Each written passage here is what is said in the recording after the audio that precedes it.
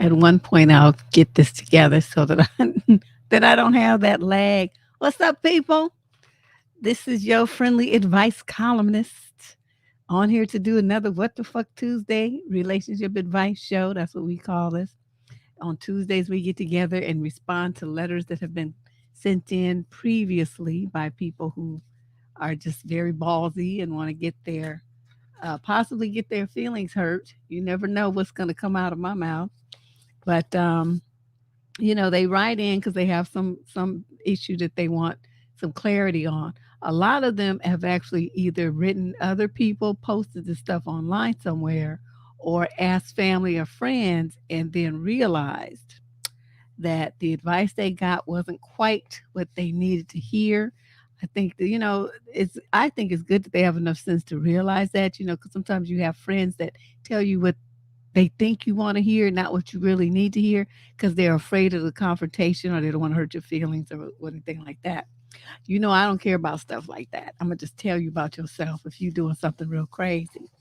So, yeah, I hope you guys enjoyed the show that we did on Sunday.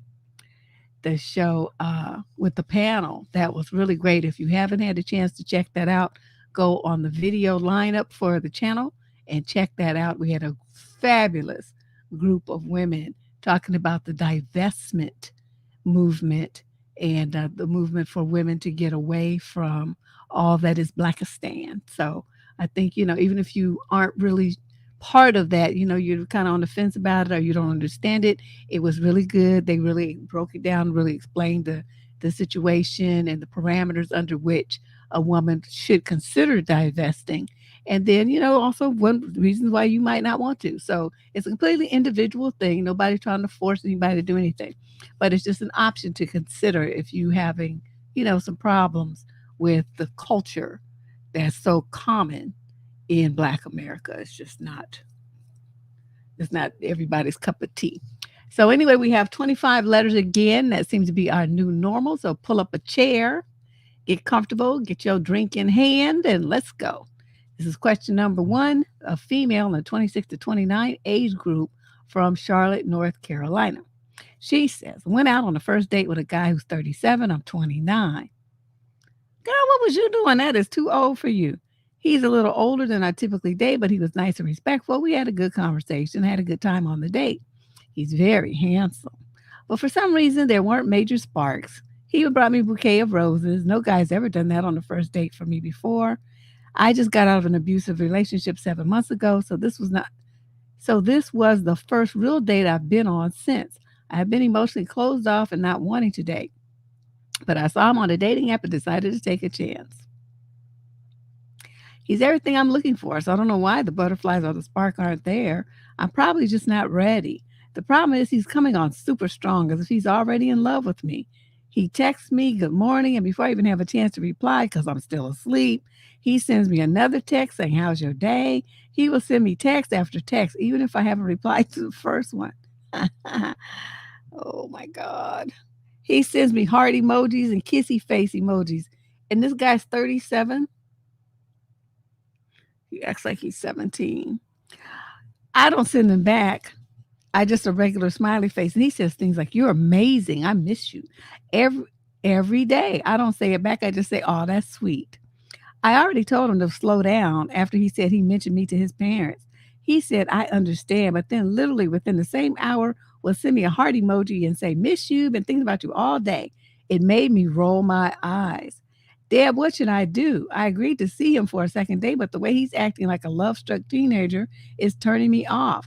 Oh, and he went through my Instagram account and liked every single one of my pictures from the last year, all within 2 days.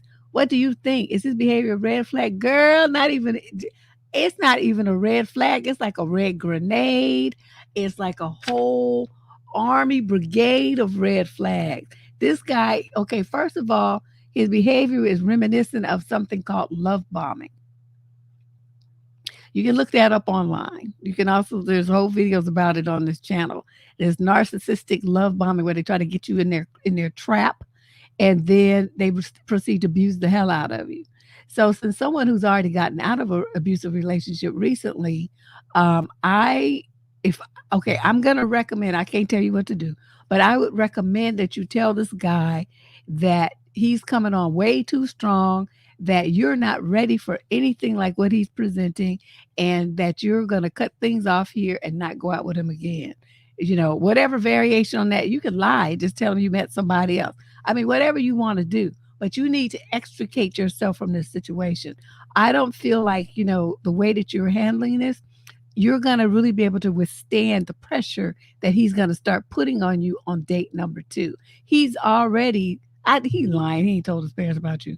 But, it sounds good. And for a woman who is really hungry for that kind of acknowledgement, validation, and high levels of romance and drama, that would be, she would just feel like she was in there. But see, he doesn't know that you're not pleased with it. He thinks, this is his little script that he's running, and he's thinking that it's working, right? And that you're going to be all mesmerized and hypnotized, and then hopefully, according to him, digmatized. So, but you want to stop this now. I'm really, really concerned because of the fact that you were in an abusive relationship. I don't think you're strong enough quite yet, not after only 7 months, of getting yourself back together to really withstand this kind of pressure. So, whatever way is comfortable for you, you could even just ghost him. I do that often. And, I have really good boundaries and don't mind speaking up about to anything. But sometimes I just don't fucking feel like it. So I just ghost people. You met him on a dating app. He should be used to that. It's not like you owe him anything. I hope he didn't pick you up at your house or anything so he knows where you live and you weren't a big mouth telling where you work and all that kind of stuff. But I would just block him and just go on with my life because he is doing, as I like to say, way too much. Way too much. What did Onyx say? Oh, yeah. No, definitely. Oh, she's not going to sleep with him. She's running too scared of him already, you know. Yeah, I think he's picking up that she's, kind of in a weakened and vulnerable state. And so he just pouncing. He's giving her like I said, before this term, what did they call it? What did I say it was called? Love bombing. Before this term came up, I always this kind of behavior, I call it the full court press. You know, this and it's the same kind of thing. They just put the mash on you from every way possible, and that's what he's doing. So he's just bombarding you with attention and compliments and all the stuff designed to get you off balance and to think that he's really serious and really into you. This lying ass motherfucker. Plus, he's too old. I mean, you could actually, that's a good one to tell him. You say, after thinking about it, you're too old. Just tell him, you're too old for me. I want somebody no older than about 31. And then he's going to feel like he's ancient. And if he says anything, say, dude, you're almost 40. You're only a few years younger than my daddy. That's guaranteed to fuck him up. Say, you be friends with my father better than you are a good match with me. I don't know what I was thinking. That's perfect. Just tell him that. Say, you're too old. Hurt his feelings. He'll leave you alone. Question number 2. This is a female in the 30 to, I'm sorry, a male in the 30 to 35 age group from Toronto. Sue, a comb boy. Yeah, they are too, Keith. What you talking about? Keith, your ass ain't dated no men. You be quiet. They do be coming on like that and thirsty as hell, especially for a young woman. See, you forget she's like 11, 12 years younger than him. So, of course, his ass is thirsty. Some old ass men, they always want young girls. And so, he could brag around to his friends about how he got this young tender and all this kind of stuff. That's why he's doing all that. It's an ego boost for him to get somebody that young. Come on, Keith. You know that. Don't be playing. I expect more from you. Where is Mrs. Kelson? I want to talk to her for a minute. Say, yeah, come get your boy. Okay, so this is a male. He says, I have a what would Deb do question. Oh, no. About how to politely decline someone trying to influence my decision to cut off contact with my parents, especially my mother. I am of Indian descent, so my stance is not at all common in my culture, but I feel as I feel. Oh, yeah, just so you guys know, I have what is it called? Ask Debsterism. Oh, Auntie Deb. I have an Auntie Deb page I put up on Facebook some time ago after y'all started calling me Auntie. And you know who mostly follows that? People, Indian people, like from India kind of people, because I think the term auntie is very popular there, but I think it's like popular on popcorn sites. But so it got their attention. So I think that's probably where this came from. I'm not interested in reconciling with my parents, especially my mother. A new family member is attempting to fix this by influence, and I don't appreciate it. This person is using any trust vested in them to get me to do whatever the rest of the family wants by persuading me I have anything in common with her, my mother, all because she is aged and has cancer. Wow, this is so anti what did Keith say? This is so different from the culture usually. I won't go into detail about my relationship prior to the estrangement, but I'm better off chalking their efforts as futile and silly, and I don't care if anyone thinks me immature for not seemingly having remorse. That woman doesn't get a free pass. Everybody dies, and no sympathy on my end is forgiveness. Well, damn, cuz you just as savage as me. I won't treat her less than human, but I don't want a relationship with her, my mother. I like to tell this new family member to politely back the hell up and stop. Any suggestions? It's not her business to be Mrs. Fix It, and I don't want a big sister figure. The woman is bullheaded and thinks persistence is going to override things. Nope. Good luck, lady. I don't want sympathetic coaxing towards a better relationship with that woman. The very fact that that woman is trying because she might think I am otherwise broken without reconciliation speaks to the shameless pride such a person has in their career. Ladies, stick to your day job and spare me your experimental fuckery. Wow, you kind of Americanized or UKized or something. I know you are committed to your work, but please don't bring your projects home with you. Well, okay, where's the question? What would Deb do? Oh, I guess that's the question. What would I do about this nosy person? I would just cuss her out. I mean, you ought to know me by now. You writing this question. I would say, look here, bitch. Don't be out having your big ass nose up in my business. If I wanted your fucking opinion, I would ask for it. I don't give a shit what you want. If you want to be like, the woman so bad and stuff, you go over there and be with her then, since you think it's such a grand and wonderful thing to do. But don't bother me with this shit. And then I would block her. So she can't call me anymore. She wouldn't be able to contact me on social media. She wouldn't be able to send me a paper airplane. She wouldn't be able to do nothing because she would be out of my life. But yeah, you call her a couple of choice bitches and hoes and she'll leave you alone. I don't know. I don't like people coming at me like that. I've made my position clear. Like you can tell, I'm a grown ass man. I do what the fuck I want to do. I don't need you all up in my mix like that. Since you all Americanized and stuff, you can use terms like that and get away with it.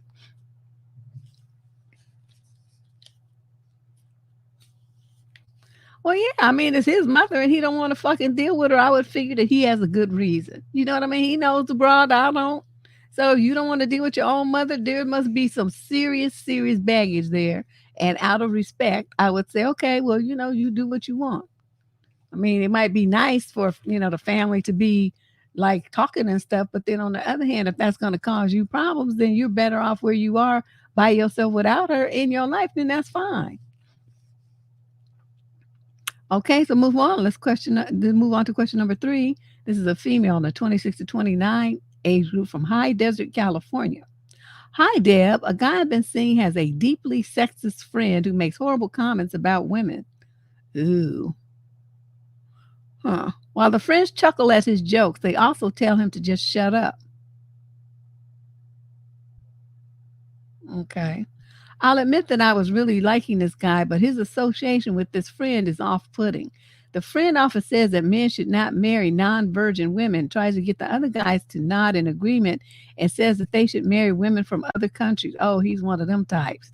This one particular comment really took the cake, though. He mocked a mutual female friend who had asked him, "What about me?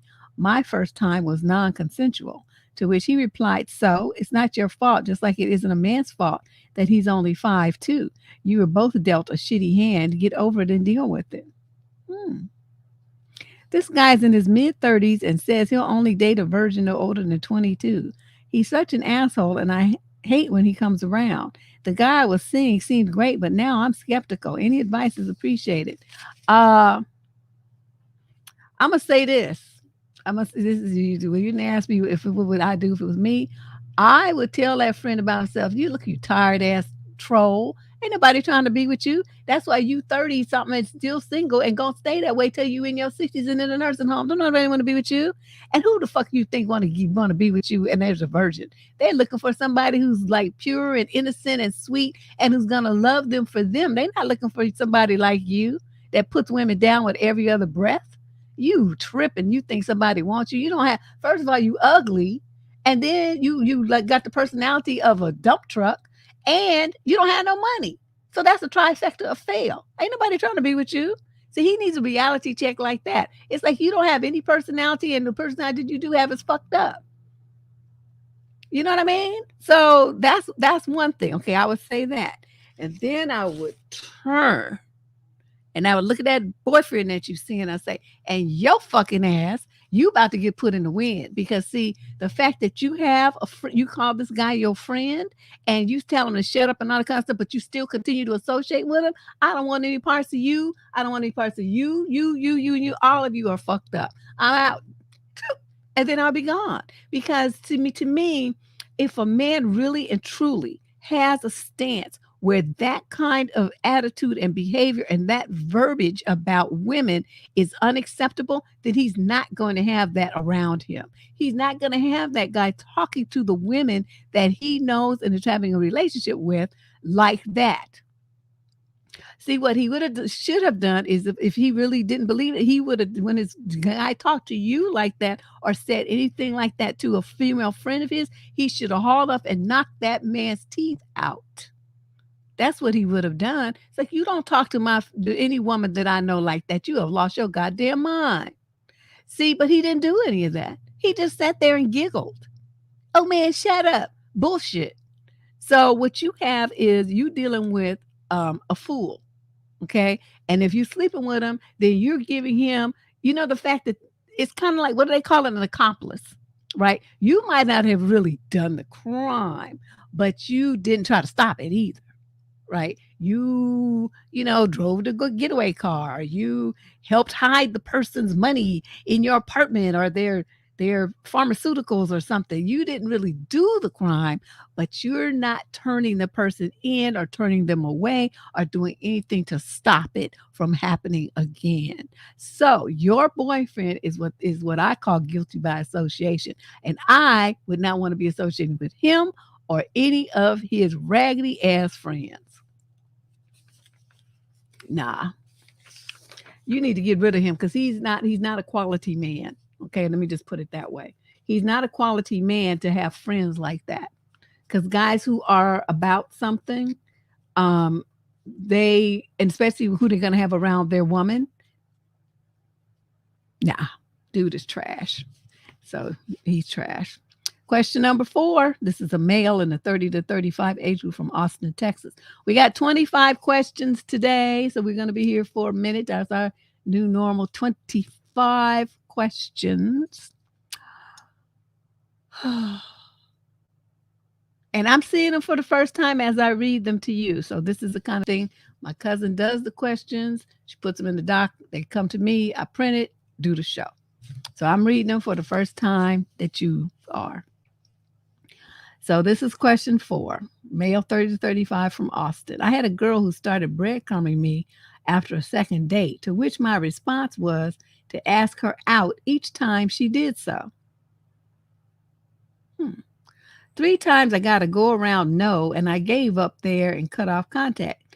Granted, I would have stopped at the first no, but she kept initiating contact, which was puzzling to me until I learned of the term breadcrumbing. 3 weeks ago, in Science and Today, she texts me out of the blue again with a meme, classic breadcrumbing, he puts in parentheses. So I call her out on it. And then, mostly as an experiment, I ask her out again. So let's see, that was 3 times. So this is the 4th time. And once again, her response is a reworded maybe. Oh, I'm busy until so-and-so, but maybe after that. And then she immediately turns the conversation into getting some housing advice from me. Now it's kind of obvious she contacted me for this advice. What I'm having a tough time accepting is that she could be this selfish and inconsiderate.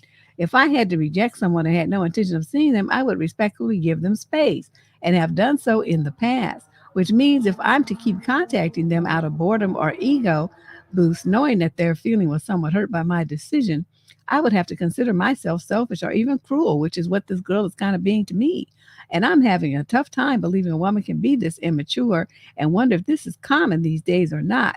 Or is there something I'm not seeing? Yes, there's something you're not seeing. Look into the mirror, and that face is looking back at you saying, "You idiot, you're stupid, you're desperate, and you're dumb." Okay, because the person here that's being dumb is you, sir. Okay, how many times at this point it becomes like entertainment for her to say, okay, what kind of shit can I talk to this dude and he's gonna still be asking me out? Because you just don't get it. Okay, by the second time, you should have stopped.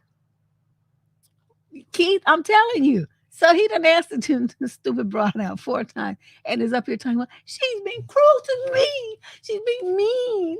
I just wouldn't do anyone like that. You acting like a big fucking baby. Where's your G at? You're supposed to say, bitch, don't be calling me with this simple bullshit. You know what? If you talk to her like that, she probably would respect you more.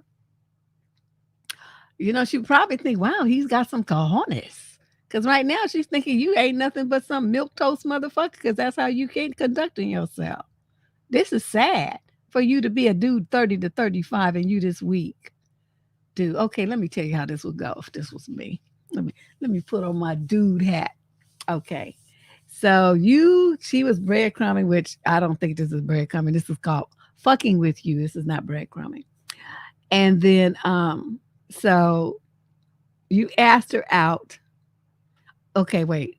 She said after a second date, to which the response was ask her out. And each time that she did this breadcrumbing, 3 times I got a round no. And then I cut off contact. Okay. So you guys went out twice. And so I was looking like you asked her out the 3rd time, and then you asked her out 4 more times. After you asked her out that first time, after 2 successful dates, and she gave you the runaround, that was when you were supposed to cut it off. That's when you're supposed to block her, cut her off, or whatever. You're not supposed to ask her out again. Because see, since she already turned you down, that meant that, whatever you thought, hopes you had of getting together with her, it was cut. That was it. It was a dry up situation. Wasn't going to be no more attention is paid to you, no more dates. Okay, that's what you didn't get. So you just kept pushing, like you didn't understand what no meant. So then she comes to the point where she's like, okay, this dude is stupid. Let me just fuck with him just to see if he's going to keep biting. And you did. And then you want to get mad and write me and talk about, that's selfish and cruel. She's been cruel to me. I can't believe she could be this immature. She's not being immature. She's just playing around and you just keep biting. He needs some goddamn, some person. He needs something. I don't even know what he just needs so many things. But it's like the main thing you need is some damn confidence in yourself, sir. You don't let people treat you like this and then whine to an advice columnist that they're being mean to you. What are you, 2? You cut the bitch off. Okay, she's calling you talking about some housing advice. You're supposed to say, bitch, I don't give a fuck if you live in a puppet tent in the park. Don't call me with this. The only way you want me to do something about your housing and stuff, I charge for that. You send me a cash app, me $250, and then we can have this conversation. Until then, get the fuck off my phone. That's how you supposed to talk to bitches like this. That's how I talk to men who try to do that shit to me. So I don't see what the difference is. If I can do it, you can do it. Okay. Well, hopefully he just got a clue because, he just doing too much. Question number 5. This is a young lady in the 46 to 55 age group from Texas. Hello, Deb. Love your shows and have watched for years. Here's my question. If someone you love is dating a man that has a sexual assault on his record, family violence, and is a registered offender, would you discuss it with them? This person is my sister. She doesn't have any children or grandchildren around. She works a professional job. But this is by far the worst man she has ever chosen. Her last husband was over 15 years ago. He was abusive as well. I love my sister, but I stay out of her relationship. She is very pro-black man, all about giving one a chance and defending and protecting them. Myself, I am divested from black men and anything toxic. I'm an advocate for victims of domestic violence and believe specifically that black men need harsher sentences. An estimated 950 plus black women have been expired by black men this year alone. Should I tell her about this or stay out of it? I will listen for your answer. Thanks, Deb. No, no, no, no, no, no, no, no, no. This shouldn't even be a question. This is your sister. Okay, this is your sister. Now, you don't say anything about y'all having a bad relationship or her having tried to hurt you or anything like that. You open your mouth and you sing like a goddamn canary. You know why you do that? Because if anything happens to her, anything down the road happens, you don't want a situation where she's going to be suffering some grievous kind of something happening to her, and then you sit there and say, oh, I knew that he was this and that, but I didn't think I should tell you. Don't you ever fix your lips to say any to even have to think about saying anything like that. You tell your mother, if she's still alive, you tell your aunties, you tell your cousins, and you tell your sisters, you tell everybody in your family about this dude. Everybody needs to know about this dude. And the reason why is because then she can have a group shaming to embarrass her from picking this dude. Because it doesn't sound like she has really good, her picker's broken. And she needs a bunch of people around her in her ear to get her to understand the big mistake that she's making. So she's the type that has to be embarrassed into, waking up. But I tell you what, if this is your sister's pattern, sounds like she needs some therapy. That's what a lot of people don't understand. They think, well, this person is successful, this person's educated, this person has this, career job, this great career and all the stuff, and they're doing all the stuff. But you don't understand, like, okay, that's the outward person. That's who they are in the world. That's what they have accomplished, what they've learned, what they've all, these kind of social things that they've been able to accomplish, put under their belt. But inside, there's a damaged little girl. And she needs some therapy so that she can integrate those two parts of who she is in a healthy way and start making some healthy choices before it's too late. These kind of guys, for like sexual assault, he's a registered offender and he has family, he's got a violence towards family members. He's just a matter of time before he starts pummeling on her or doing something, taking her money, all kind of stuff is on the horizon here. This is terrible. Yep.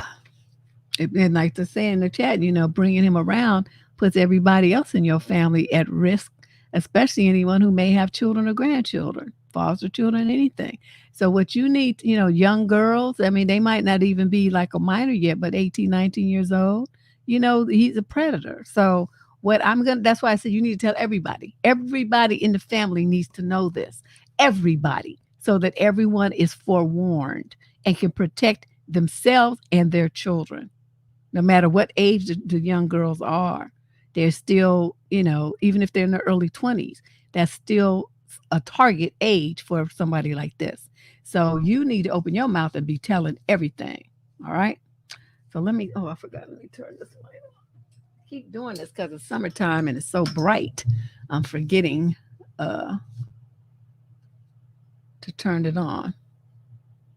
All right. Yeah. Question number 6. This is a female in the 21 to 25 age group from Christchurch, New Zealand. My boyfriend, we've been going out for a few months, and one night we were out. He asked me to move in with him. After a few months? At first I said yes. Then I thought about it again, and I told him, let's wait longer. He suggested we try it for a week and see how it goes. In the end, I stayed at his place the whole weekend. We had fun, cooked together. I met his best friend for the first time. I went back to my place, but he hasn't brought it up again. I asked him if he still wanted us to live together, and he said to let it chill and see how it goes. To me, it's clear that he changed his mind. I told him there's a possibility to move abroad for work soon. He tried to convince me to stay longer. We discussed it a bit, and he got frustrated, so I dropped the subject entirely, and we haven't talked about any of these things again. What do you think I should do? I think you got a chance to go abroad for some work. Go. You 21 to 25 age group, when are you going to have all these kind of opportunities again before you get married and have a bunch of kids? Go. Okay? And you only been going out with him for a few months. It ain't like y'all is all, committed and all this stuff. So, just move, just tell them, well, it's been nice. It's been magic. I got to go. And then go on about your business. Now, you don't say where you going abroad. I don't know. You going somewhere in like England, Scotland, Australia. You coming to the U.S. You going to Canada. You didn't say that. That would have been interesting. But no matter where it is, just go. The experience, the opportunity to meet new people, see new things. Just live a different kind of life experience is just a wonderful opportunity. Take it. Don't worry about staying with him. You ain't married to his ass. Stay longer. Hell no, I'm out. Deuces. You know what? If it was a man, he wouldn't give a fuck about you and stay where you were. So do the same. Think about yourself. This is the part that drives me crazy about women. You always want to sacrifice yourself for some knucklehead ass man. You're not his wife. Okay, you just barely know this motherfucker. Get your ass on the nearest train, plane, bus, whatever it is, wherever you going, and go. Okay, go. And if that opportunity falls through, find another one. Get the fuck up out of there. Question number 7, female 30 to 36 from Michigan. I am currently roster dating and needed advice on something. One of the guys is very stable financially. He is the kind of guy I know I can ask for anything. He has no kids, no baggage, very easygoing. I'm a professional woman that works and is pretty independent, so I don't ask for much. But when I do, he doesn't hesitate. The only thing about him is just simple. I do not feel as connected with him as he does to me. That's the only problem? Okay. Guy number 2 and I are very connected emotionally. I feel like he's more of a soulmate type. However, he lives in the hood, already has a kid. Oh, hell to the no. I'm done on the first 2. And he seems a little stingy and tight with money. I know. I sound stupid for liking him more. Yes, you do. Trust me, it's not trauma or anything. I literally just feel connected to him, his vibe, and his personality. But there was a day I asked him if he thinks he can afford a serious relationship, and he looked at me in the face and said, quote, my fiance focused on me and my son with an attitude. LOL. Totally changed my whole attitude towards him. I just predict a life of brokenness, boiled hot dogs, and drama with him. I'm not focusing on guy number 1, but just can't forget about guy number 2. Help. There's nothing to help you with. Slap the shit out yourself because you're being stupid right about now. I mean, you know what I mean? You're too old for this. You're too old for this fairy tale romantic stuff with some hood rat motherfucker that's got kids and is stupid. What are you doing? I mean, in one way, you're like, I'm a professional woman that works and I'm independent and this and that, blah, blah, blah. But then you turn around and you want to be fooling around with some stray miscellaneous hood rat? That's shit that girls do when they're 17 to 18, 19 years old, maybe early 20s. Not somebody on the downstroke to 40. Okay, this is not the time for this. You need to get your shit together, young lady. And the quiet as it's kept unto my grandmother said, you always get with a man who loves you a little bit more than you love him. Not a lot. I'm not saying where you can't stand him or anything like that, but where he loves you a little bit more. You want a man that's afraid to lose you. Not to the point where he becomes a stalker and weird, but to the point where it's like important to him that you be there and that you be happy and that you guys, he does everything he can to maintain the relationship and your joy in him. That's what I mean. And if you have that with guy number 1, then follow that path. Okay. Leave guy number 2 alone. Stop thinking about him, block him. And he's already told you what time it's going to be if you get with him. I don't even know why you wasting your brain cells thinking about him. My fiance thinks about me and my son. That means he's going to be expecting your professional income to support him and do everything that he wants you to do, including pay his child support. Are you prepared for that? The dude just straight told you that's what his agenda is. Okay, and talking about my soulmate, you really need to kick your ass. Don't you understand there's no such thing? That's some romantic dribble that you picked up from fairy tales and a Danielle Steele novel. There's no such thing as a soulmate. My God. Well, thank you, Narcissism Exposed. I think I'm going to be narcissistic today too. No, come on now. Girlfriend, for real. Let's move on. Question number 8. Female, 26 to 29 from Montreal, Canada. I met this guy from the internet today. Why y'all keep doing this to yourself? We met outside at a coffee place at the local mall. Well, as it turns out, that coffee place was closed early today due to the Labor Day here in Canada. Oh, so this letter's been around a minute. So he suggested that we grab a drink at some restaurant at the mall. So we went there. A waiter asked us if we want anything to drink, and we ordered two non alcoholic beverages. So a waiter comes back with our drinks and asks if we want to order anything else. Very quickly, this guy says, no, we will not be ordering anything else. Wow.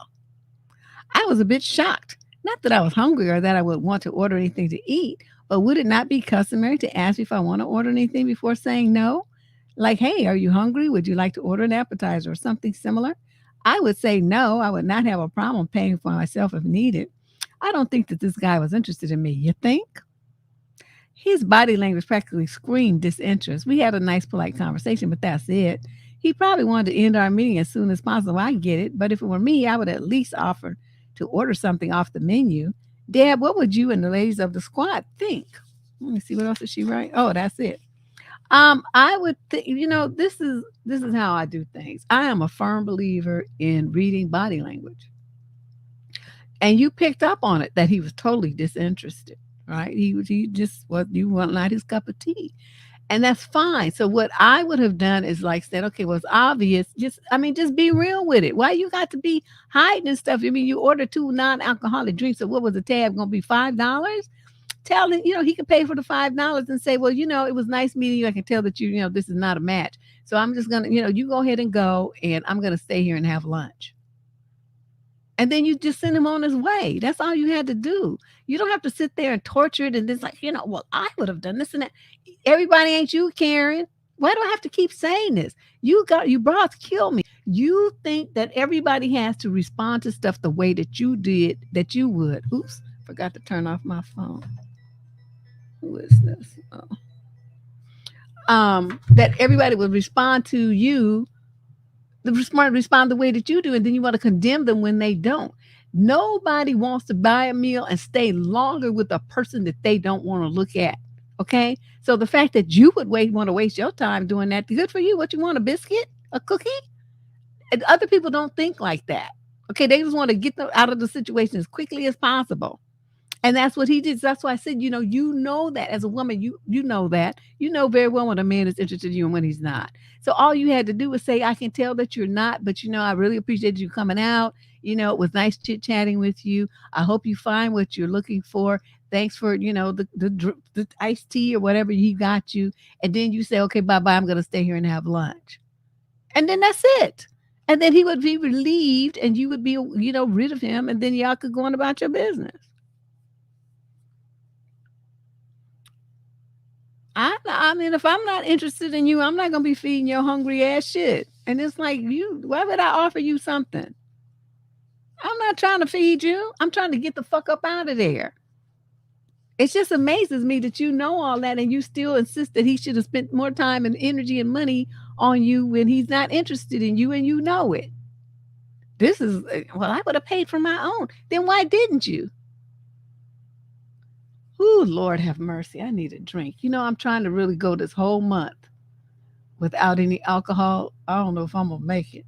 Because I was just so extra in August. I was drinking just damn near every day. Because, my birthday month. I'm partying every day. It's my birthday. It's my birthday. Oh, you would have thought I was 16. I was just acting the original fool, the one in the dictionary. So, I'm trying to chill out and let my kidneys and my liver rest for the month of September. But I don't know if I'm going to make it because these people just, I'm trying to tell you. I just was sitting here looking like, and then, I did the show on Sunday and what's her name? I can't remember her name right now. Was sitting up there drinking wine and she was swinging too. And I was so jealous. She's like, think like, damn, why can't that be me? Anyway, oh yeah, sister told you. She was the one. She big old goblet of red wine. She's like, I was so jealous. So anyway, let's move on. Question number 9. Female, 21 to 25 from Calgary, Canada. Got a lot of Canadians today. I had been with my boyfriend for 3 years, and until recently, everything seemed fine. Last weekend, we were at a party, and this cute guy I knew was there too. Somehow, I don't think this is going to end well. Somehow, we ended up kind of hanging on each other. But to be fair, it was only because we were joking around, wrestling and tickling each other. And you in the 21 to 25 age group? Okay. At the time, I just considered it joking around. I assumed my boyfriend knew that I don't think of other guys that way. So the thought that he would be mad didn't even cross my mind. I understand I messed up, but now he feels like he can't trust me anymore. He was furious and refused to talk to me afterwards. This happened on Saturday night. Then last Tuesday, out of the blue, he started to ask me about it again. Turns out he recorded everything on his phone and wanted me to watch it with him so I could see how terrible I was behaving. I wasn't interested, but he insisted. I have to admit, the video looked worse than I remember. I remember wrestling and getting in a tickle fight with him, but in my humble opinion, I thought he started it.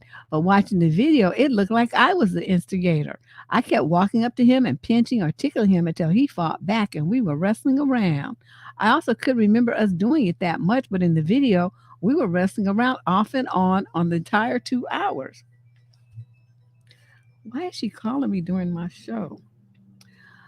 Um, Wow. I was even sitting on his lap for a time while we, quote, fought each other. I told him I must have been more drunk than I thought because I didn't remember it being that bad. Then he kept asking me over and over, why would I do this? I honestly don't know what to say because truthfully, there was no reason besides I was just joking around. We ended up fighting and just going to sleep. Then, okay, so she said he wasn't mad. He didn't want to break up. Again, I don't know what to say because the truth is I was just playing and joking around. Last night he was acting weird and he didn't want to ask me when I asked him again if he wanted to break up. Okay. I just feel like everything I say to him is wrong. I was wondering if you think he's telling the truth when he says he doesn't want to break up or if he's just trying not to hurt me because right now I am hurting every day thinking he hates me. I know I messed up, but do I deserve to be tortured for so long? I mean, it's not like he doesn't have a lot of trust issues also. I don't know what to do because I thought of just breaking up with him, but it hurts too bad. But staying with him hurts also. Any advice would help. You need your ass kicked. First of all, let me just be blunt with you. You're in a crowd of people. Obviously, he knows these people because you guys went to a party of friends and you was acting like a trollop. You feeling and grabbing all over some other dude, and your boyfriend is right there, and all his friends see him. Do you understand how much you humiliated him? How much you just look like a trashy hoe? That's what you look like. You embarrassed this poor man to his very soul. You showed him no respect at all. You grabbing and tickling around with some other man, and your ass is in the 21 to 25 age group. Okay. That's what you need to hear. You was acting like a little hoe. Okay, that's what you did at the party. You trying to use liquor as the excuse for why you acted like a little hoe. And I'm telling you, that shit is bullshit. Liquor doesn't put shit into your head. All liquor does is loosen your inhibitions so that you feel free and easy to do the shit that you always wanted to do anyway. The fact that you mentioned that this guy's a cute guy shows that's what you wanted to do. So your boyfriend, even though saying he doesn't want to break up, he's on the fence. He's trying to decide. And I hope that for his own sake, he dumps your trifling ass like a hot rock because you did too damn much. There's no way in this world that any man would, with any kind of sense and pride about himself, any kind of confidence and self-esteem, would take getting treated like that by his girlfriend in public in front of all his friends. Now, you don't seem to understand that. You acted like a little hoe. That's all I can tell you. And if it hurts your feelings and makes you cry, good. Because you need to understand the limits under how you need to conduct yourself when you around your man's friends. Because this is some fucking bullshit. Yeah, I really feel sorry for him. And so he's sitting there filming it. You know his heart's breaking the whole time. I'm glad he filmed it though, because otherwise you would be trying to dispute what he was saying and trying to act like what he was saying wasn't real. So now he has evidence. And I didn't remember it being like that. And it looked like I was the aggressor. Ooh, me, man, he's good. Cause I'm telling you, I would have cussed your ass out right there at the party, called you all kind of bitches and hoes and trifling 2-bit pieces of this and that. And I would have said so much foul shit to you, you would have been in tears and I would have kept going until you was a puddle of tears on the floor. You would have been every kind of hoe, trifling bitch, piece of shit. I mean, I can't even imagine all the names I would have called you. And wouldn't have gave a damn. Because you would have deserved it. So I suggest you rethink your behavior, get your shit together. Because this relationship is over. This is over. You just hanging on to something, just out of habit probably. But he doesn't. He knows you don't respect him, and you can't say that you love him treating him like that. The other guy knows you don't either. And then you think you're going to leave this dude and go to the other dude. He don't want your ass either because he sees how you treat men that you allegedly with. He don't want none of that. So everybody who's at that party is going to spread the word about how much of a piece of shit you are and how much of a hoe you are. And then it's over for you. You may need to move to another city where don't nobody know you. You might be able to get a new boyfriend. Question number 10, female, 26 to 29 from Seattle, Washington. Hi, Deb and Candace. Thank you for choosing my letter. I've been dating my boyfriend for about 8 months. He treats me well and the relationship has been going swimmingly. However, I found out he has a habit of leaving really mean comments online. Oh, I guess he is a troll. Sometimes he leaves a mean comment during an argument, but most of the time he leaves mean comments completely unprovoked and for no reason. Comments he makes are along the lines of making fun of people's appearances, calling them fat and obese, telling them to kill themselves, that they're autistic, and so on. I didn't snoop through his phone or computer. This is all out in the open in a Google search away by looking up his very specific username that he uses for everything. This repulses me. I don't think it's funny, and I'm scared that even though he's never said anything mean to me or treated me badly, that it's a reflection of how he truly is. I'm not really sure how to approach the topic with him, especially why I even decided to Google his username. I did it out of curiosity, but I feel like it would be weird to explain, hey, I just looked up your username on Google and found your nasty comments. If anyone has any advice on how to bring this up, I'd really appreciate it. Okay, ladies, if you have some advice, put it in the chat over there. I would search that again. How would I do this? I would search up that again, right? And I would find if there are spaces where he tends to post more often. Then I would go there. Okay, now since you know him personally, you know his weaknesses. You know the stuff he's sensitive about. You know the stuff that's going to hurt his feelings. And then I would create myself a username. And first you got to create your fake email address like on Yahoo or whatever. And then I would go and create a registration for some other name. And I would proceed to do the same shit he's doing to other people to back to him. It's like, you have a lot of nerve talking when you got this and that and blah, blah, blah wrong with you. Yeah, I seen what you look like, you piece of shit, blah, blah. I mean, whatever you want to say. I would wear him out and then I would break up. But first I'd have to hurt his feelings.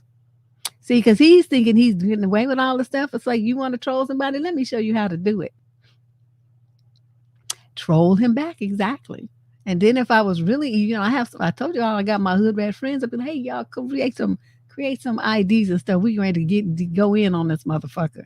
They would love it. They would absolutely love it. Especially if I showed them some stuff that he typed. They'd be like, oh, hell to the nah. Let's get him. And then he would have a circle of 10 different women that would follow him around the internet, dogging his ass out. Then I would break up with him.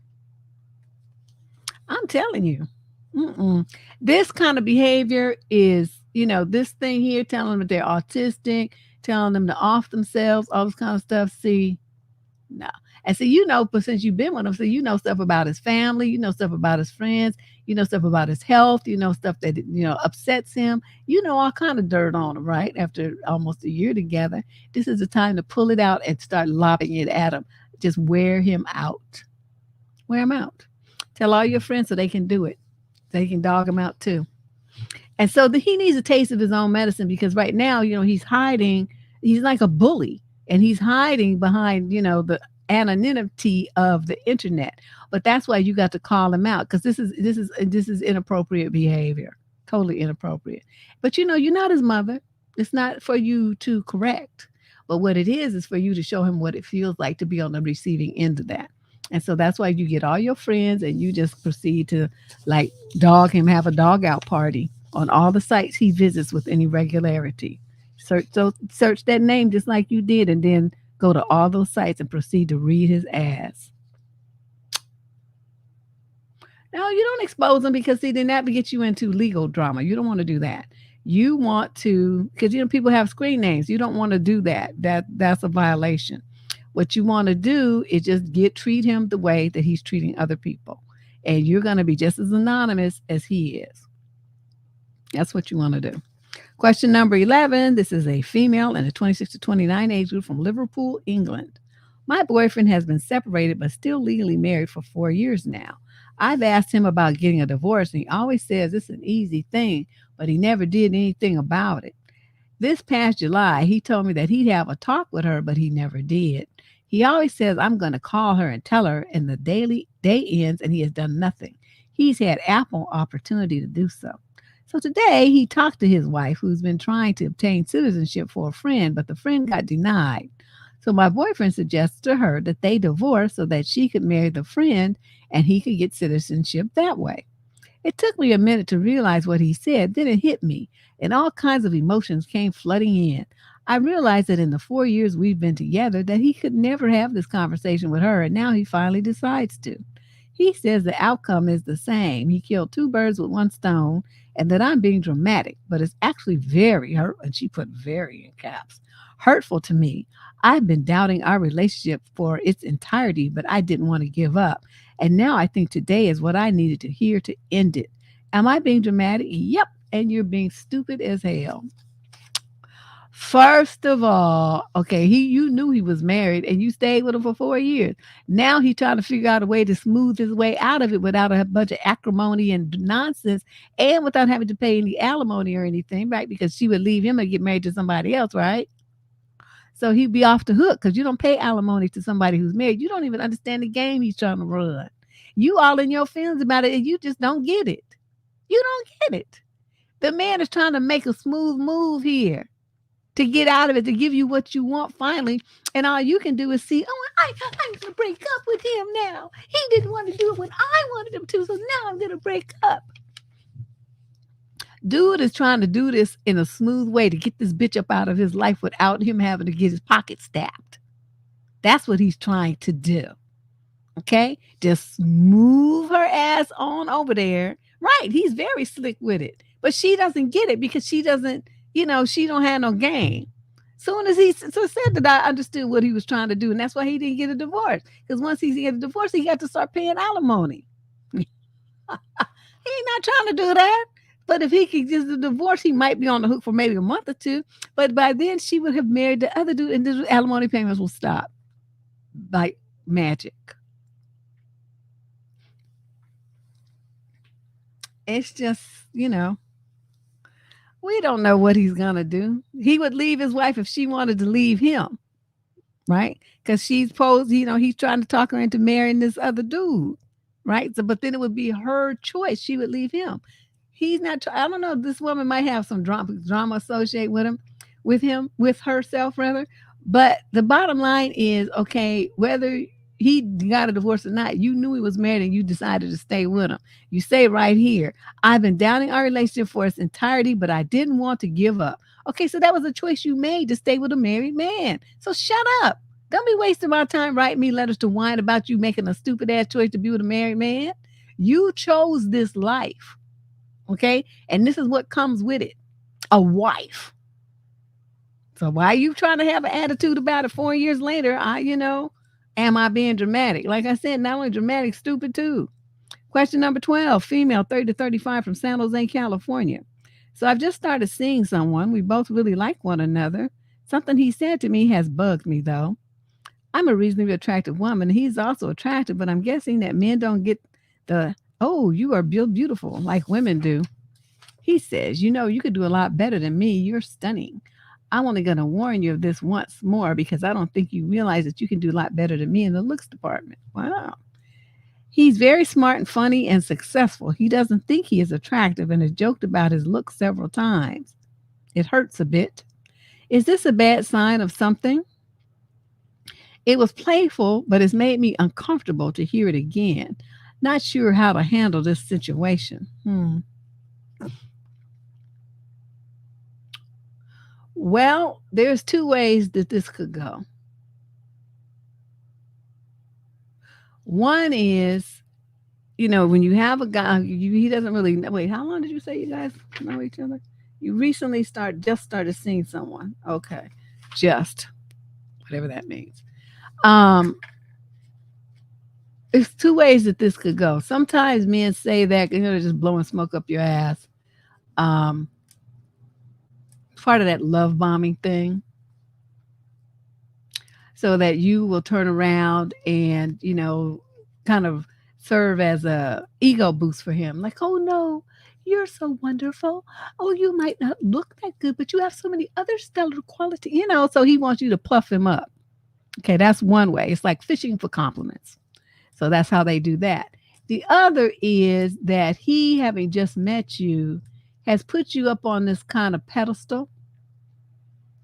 And pedestals are, not really horrible things to be on, except for the fact that since you just met this man, he doesn't really know you. So the pedestal that he has put you on is all created in his imagination. And therefore, when the real you comes out, it's going to be very easy for you to fall off this pedestal and just become like a regular woman with feet of clay. So it sets you up to always try to be, meet his magical, perfect expectations. And that's a lot of work. It doesn't leave you any room to be like less than perfectly coiffed at all times, nails never chipped or broken, your shoes, purse, and everything always matching, it's just too much work to be perfect all the time. So it's usually one of those two. I mean, there could be something else. Probably if I thought about it long enough, come up with another reason. But it's usually those two things. So, but I'm gonna think it's the first one. He's just insecure and fishing for compliments so that he can feel like built up, and that you think he's a prize like he thinks you are. If he even really thinks that. Like I said, he could be just blowing smoke. But either way, would I want to be bothered with a man who says stuff like that to me? Not at all. Because to me, it's either he's running game or he's insecure. I don't do insecure men. One thing, before you start fucking with the Leo woman, you better have your confidence all the way together. Because if not, we're going to toy with you like a cat with a mouse, and then we're going to tear you up. And that's just how it is. You cannot mess with somebody who's got this kind of confidence and this kind of belief in themselves, and you coming up there sniveling with your tail tucked between your legs. I'm going to look at you, and I'm going to see this kind of posture and the way you carry yourself and the stuff you say as weakness, and I'm going to tear you up. Why? Just because I can. Because I know you'll stand still and take it. Because you're weak. And one thing, that always happens is, you got a herd. The weak and the slow are always the first to go. So think of that. Think about a lion in the wild, and the whole herd of impalas is running. Right? Which ones get got? The ones at the back. The young ones, they can't run as fast, and the weak ones, they get got. So that's how that would go. So, what I would tell you is be very careful. Watch for signs of this man's insecurity, because a lot of times it flips over into jealousy, possessiveness, abusive language, abusive treatment, because they want to bring you down a peg or two, because you feel like they'll start thinking that you think too highly of yourself, and they want to tear you down. That's when you start to know. So, I don't know. You're grown. You do what you want to do, but you asked for my opinion, and for me, this would never work. He would have exposed himself as being like very insecure and weak in the mind, and I don't have time for men like that. Question number 13. This is a female, 30 to 36, from Milwaukee, Wisconsin. Hello, Miss Deb and Candace. Today I went out to lunch with two friends, and she put quote Sharon and quote Angie, and they had a very heated argument at the table and aren't speaking to each other. I haven't taken sides, but I'm curious to hear your thoughts. A few nights ago, my friend Sharon and her husband went out to dinner. They ordered 3 items. When the handwritten check came, all three items were listed, but the total was added wrong. It said the total was $25 when in fact the total should have been around $36. The restaurant was cash only, so Sharon and her husband gave the waiter $30 and told him to keep the change. Sharon told Angie and I this story, and she was a little excited about the fact that she had gotten away with $12 being taken off their bill. Angie got angry at her and said things like, "That's stealing. That's so dishonest. You could have gotten the waiter fired. And how can I, as your friend, trust you if this is how you treat essential workers and small businesses?" Sharon basically said it's not her job to ensure that business is charged properly and that if it happened again, she would do the same thing. What do you think of this? When Sharon was undercharged, should she have said something? Is Angie justified in being angry at her? Thank you for taking my question. This is one of those kind of moral questions like they ask you on interviews for, like police jobs and stuff like that, where they're looking for you to be honest. Let me just tell you about the trifling piece of shit that I am. Okay, so I'll go to Macy's, right? This was years ago, so I don't feel like probably about 15, 16 years ago. So I go to Macy's and they were having this big shoe sale. You know how it's madness in there, right? It's like people everywhere, boxes of shoes everywhere. The little shoe people running back and forth and doing all stuff, right? So I got 2 pairs of shoes. And I think the total came to, I don't know, they was like marked off and half off. Plus I had a coupon, friends and family discount or something. So anyway, by the time all my discounts got done, it was like $40 or something. It was ridiculous, the discount I got for these 2 pairs of shoes. So I give the lady $100. Okay, so I don't know what she was thinking. So she gave me back my $100. So I'm like, so I folded it up and I had it in my hand like this in case she asked for it back. I didn't want to put it in my purse or anything. I just held it in my hand. Now, since she remembered that she had taken $100, but see, normally they put it up on top of the register. So I'm not really sure what she was doing. You know what I mean? They do it so they can remember what you gave them and it's right there in case there's any dispute. But that's not what she did. So anyway, so then I had my $100, right? I had the shoes, and then she gave me back the change that she would have gave me for the $100 that she never took. So I left there with $160, 100 plus 60 more, plus 2 pairs of shoes. Do you think I said something? Do I look stupid? I wore the hell out them shoes too. I just loved them shoes. Every time I looked at them shoes, I was like, woohoo, look at my free shoes. These shoes are jamming. But that's not my fault. And free shoes, Lee. 2 pairs. I'm telling you, a sister was happy. Okay. And they was cute shoes too. So I'm just like, I don't know. The problem I'm at, and I've never told anybody this story. I'm telling y'all now, you the first people to know. You the first ones, because I don't really be telling people stuff like that. And that's what I would tell your friend Sharon should have never said anything. Because that was her business. She had a big mouth. And so now Angie is all in her feelings about it. But see, Angie is just like worrying about some shit that don't have nothing to do with her. And if that was me, that's what I would have told her. Oh. Tracy says she's so done. I mean, what can I do? What can you do? What I'm supposed to do? Say, "Oh, clerk, I know Macy's is a multi-billion-dollar corporation that you probably paid 57 cents for these shoes that you're charging me $40 for. So here, take all my money and let me be honest." Why would I do that? Like I said, that's not my problem. It's not my problem. And, and so I left the store. I still had the money in my hand. I mean, in case she came running after me or something. And, I didn't, to tell you the truth, I didn't really know what to do. But I had enough presence of mind to know, don't be flashing $100 bill around. I know that. I had that much hood rat sense. But, that never happened to me before. I didn't really know what I'm supposed to do. But, it actually was Miss Jackson at that moment because of the fact that at that time I was between jobs and I needed these shoes actually for a job interview. So it was the kind of thing like That's when I started, after I couldn't be a trainer anymore. And I started trying to get, back into the corporate world. Well, I only had clothes like fit to work in the gym. I didn't have like, work kind of attire.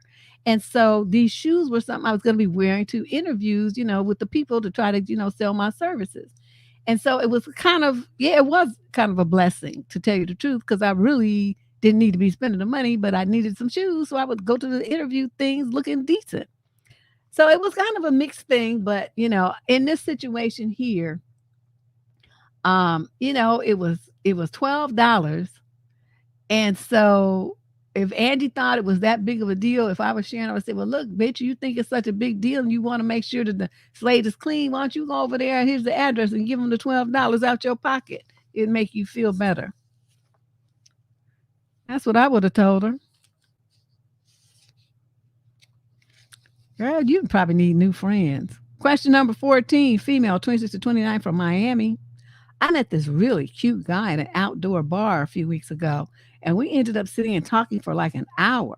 We were sitting really close together and talked about so many things and had a great combo.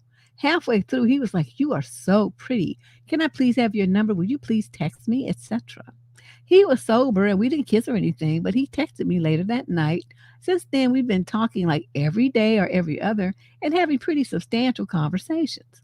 He insinuating wanted to hang out in person, but then left for college and kept expressing how sad he was that he couldn't hang out and all this other stuff. He even was like, "How often are you in my town?"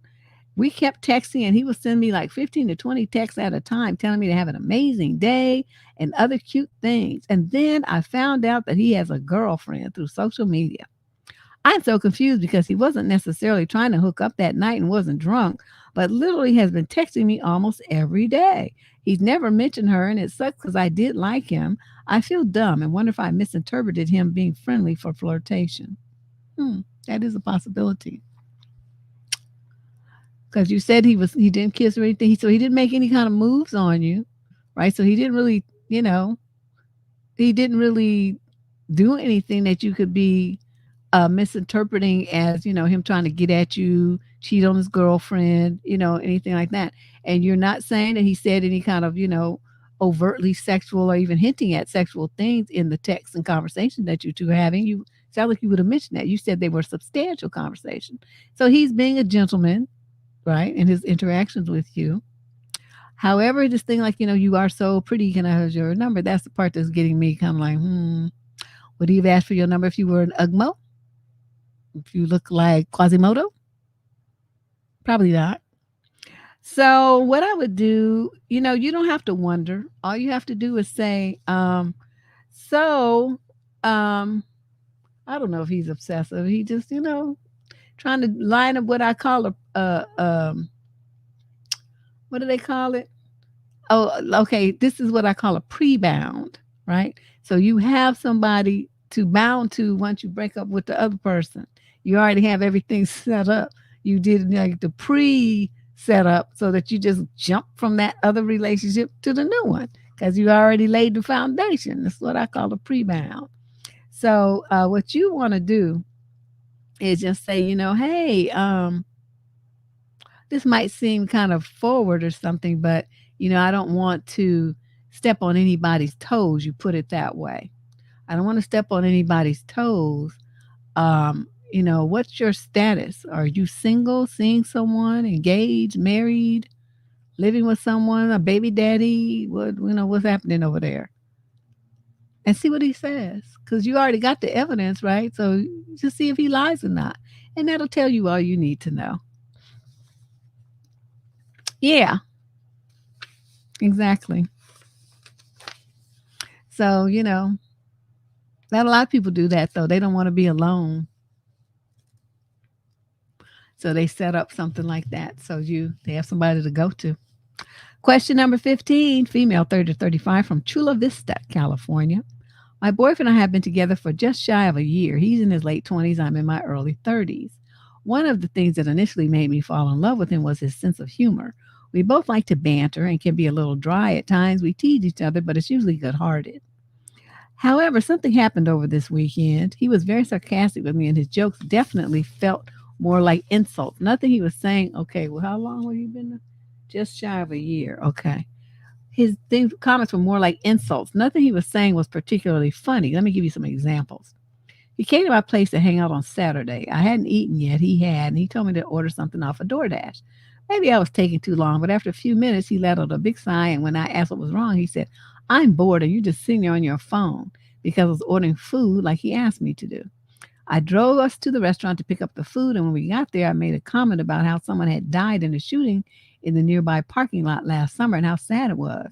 His comment, why would you say something like that? What's wrong with you? Yes, it's morbid, but I was just sharing a story. Yeah, but don't nobody want to hear all that. Backing out of the parking lot when we were leaving and I had to do some maneuvering. Have you ever driven a car before? Sure doesn't seem like it. Hmm. I was also wearing a flower lower cut shirt, and he made a comment like, wow, you wore that out in public today?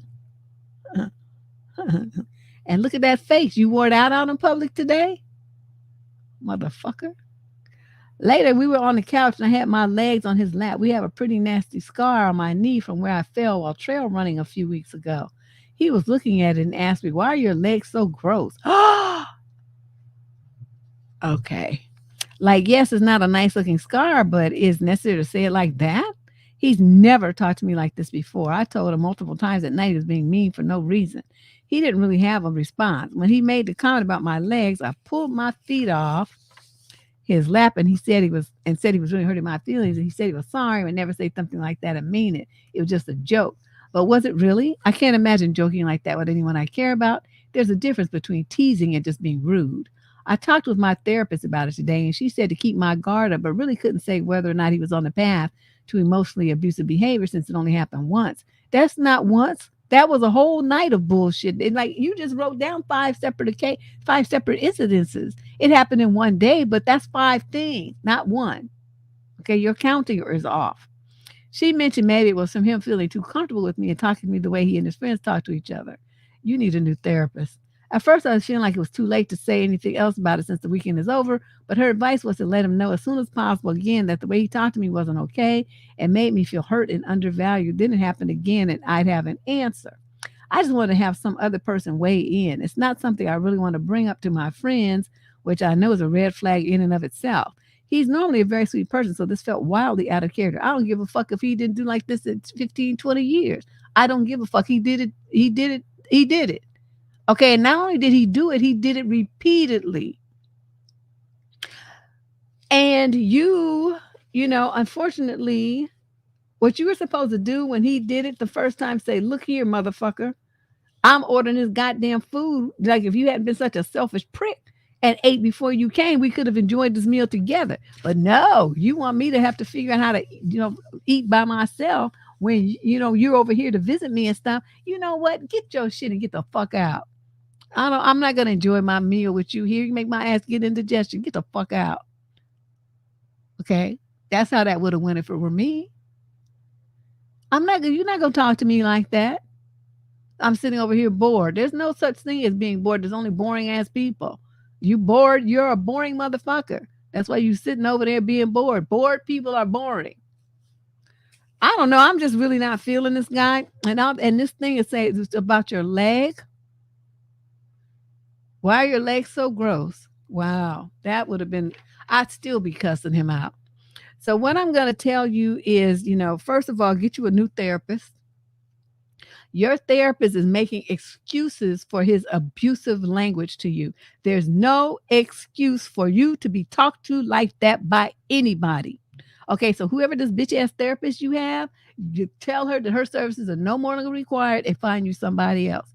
Okay, then to say, well, so that if it happens again, you'll know what to say. It's not supposed to happen again because you're supposed to get rid of him. A man who respects you does not talk to you like that. I know for a fact because you know what? If I'm talking to somebody like that, that means I don't give a fuck about them. I don't care about you. I want your feelings to be hurt. I'm going to dig up the nastiest shit I can say to you just to watch your face crack. Why? Because it makes me feel good to hurt your feelings. And knowing that that's how I am, and seeing someone else do what I do and knowing how I feel when I do it, I'm going to bet that's exactly what he's feeling. He's done with this relationship. Even if he's going to say that he's not, he is.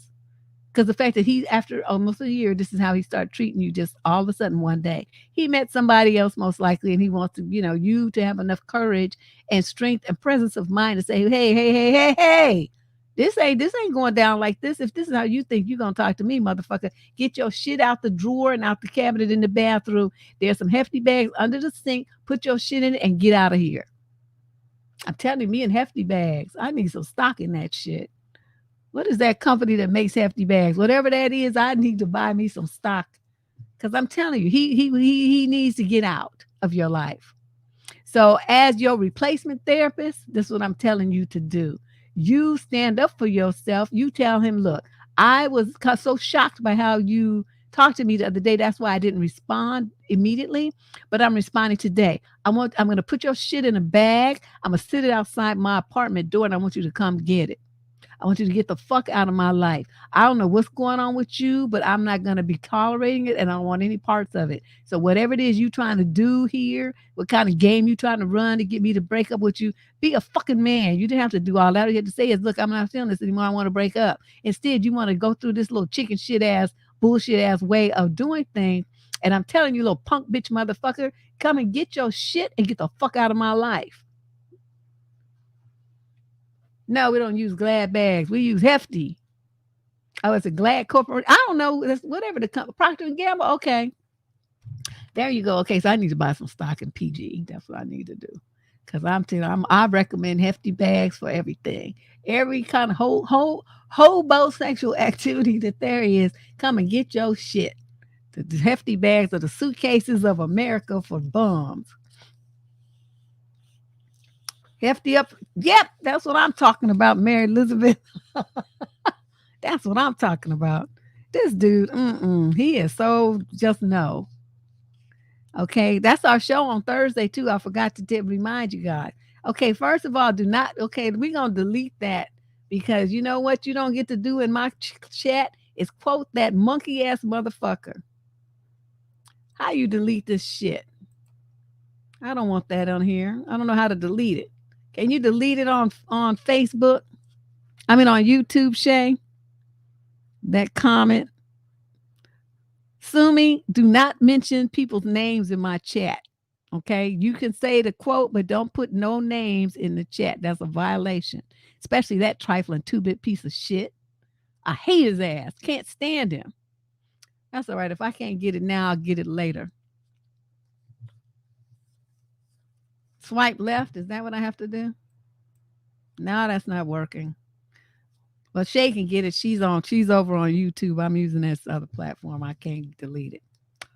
Oh God. Sumi just ruined my night. Yeah, I just remind everybody. You can quote whoever you want to. Just say some stupid motherfucker said, or some bitch said, or I saw on YouTube, or I saw on Facebook. Do not mention names. Okay? Don't mention that. It's gone. Thank you. Don't mention names. Don't. That's just, we don't do that. Because first of all, I'm not trying to give no clowns pub. Okay?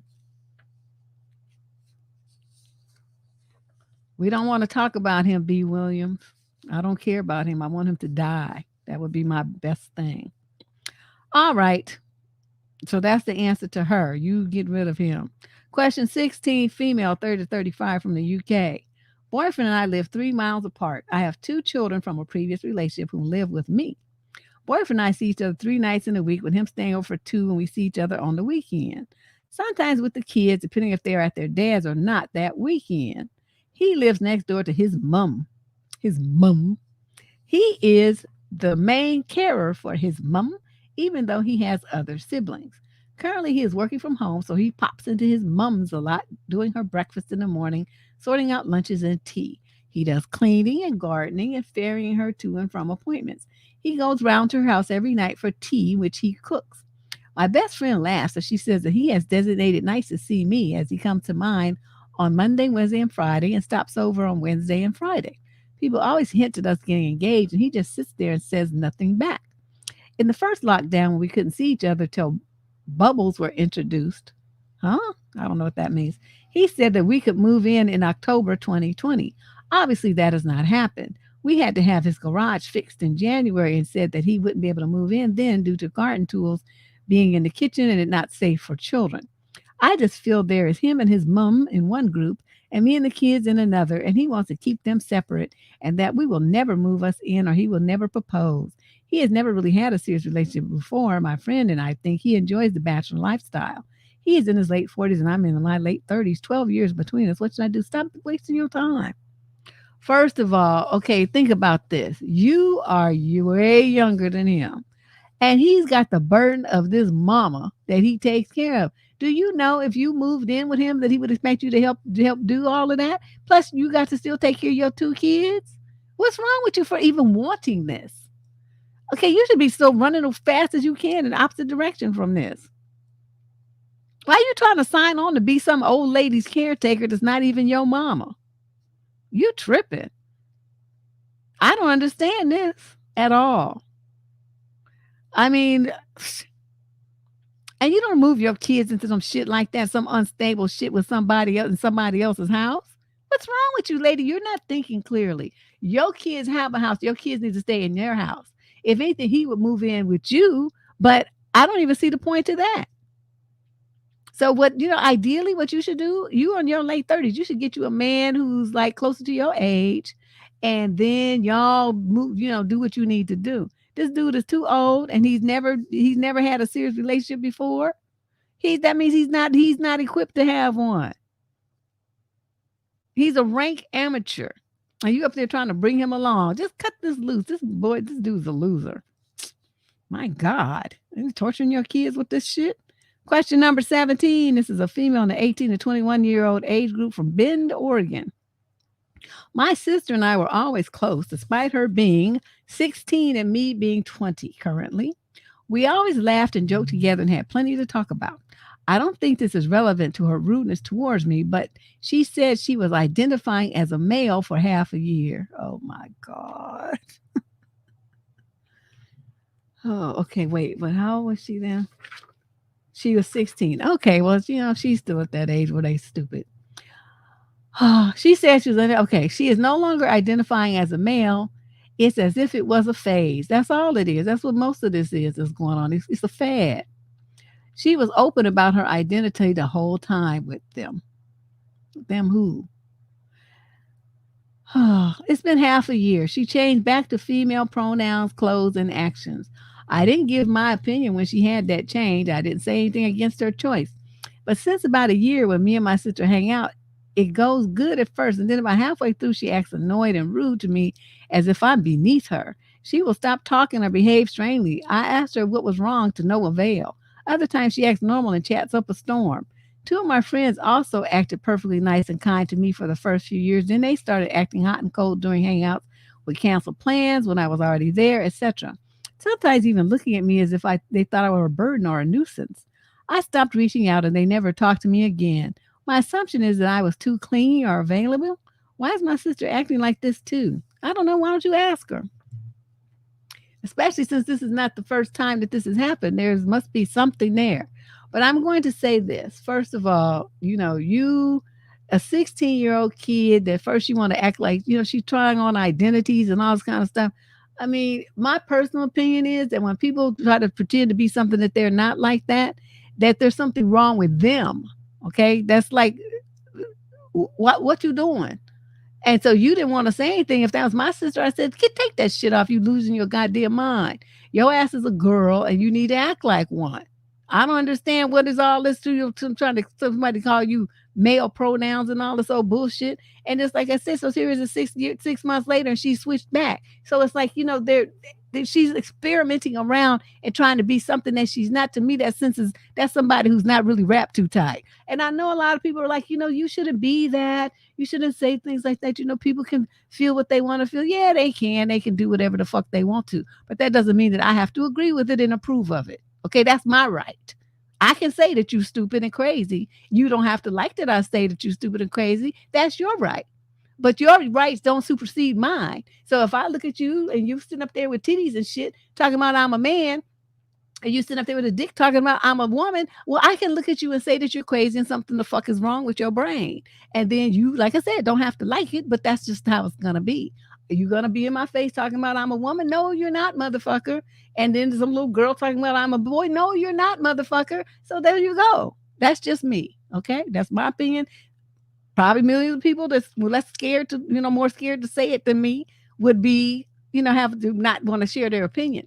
But in this letter right here, this little girl admitted, I mean, she's just switched back. So it was just shows it was just some kind of little phase, just like you said. And I think that's the case with a lot of people. There's all kind of videos on YouTube about people who, got hormones and surgeries and all kind of stuff. And then they realized that that's not, they were just going through something and they, fixated on that. And now their bodies are permanently changed and they're all messed up and they can't undo it.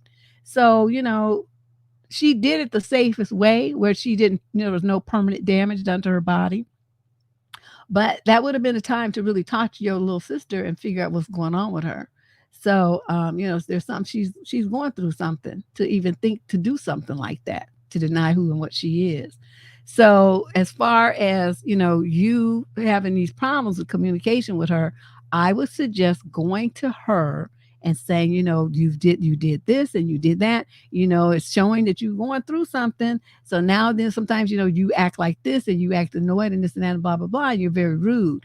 I'm trying to understand what's going on with you. You need to explain it to me because otherwise, I'm going to put your ass on the timeout and I'm not going to be bothered with you. Because, I'm not going to be talked to like that, even if it is my sister. I don't give a fuck because I have boundaries and I demand certain level of respect from people. And you got one time. You a mermaid? Mermaids are hella cool. I've been watching all the movies and stuff, right? They come up on land and they can be like regular with legs and shit. And then after so often they have to dip back in the water and swim around and stuff. That's the way they portray it in the movies. I always wanted to be a unicorn. When my daughter was little, we used to play this game every morning. She would jump out of bed, right? She'd come and get into bed with us. And we would play this game. So she was like, and it was just mainly me. It was like, my husband was like, oh, y'all stupid. But I'm like, okay, every morning I would be a different animal, right? And I would always look it up the night before. So I have some facts about the animal. That's how I taught her stuff. It was like a game. And so I would, every morning I was some different animal. And she said, well, mommy, what are you today? Okay. Well, today I'm a tiger. And then one day I'm a lion. And then one day I was a woolly mammoth. And she's like, what is that? I said, oh, it's part of the dinosaurs. And I, this and that and blah, blah, blah. And I made some noise that I imagined the woolly mammoth would make. And she was just fascinated with this game. And we did that for about 2 years, from when she was about, 4 to about 6.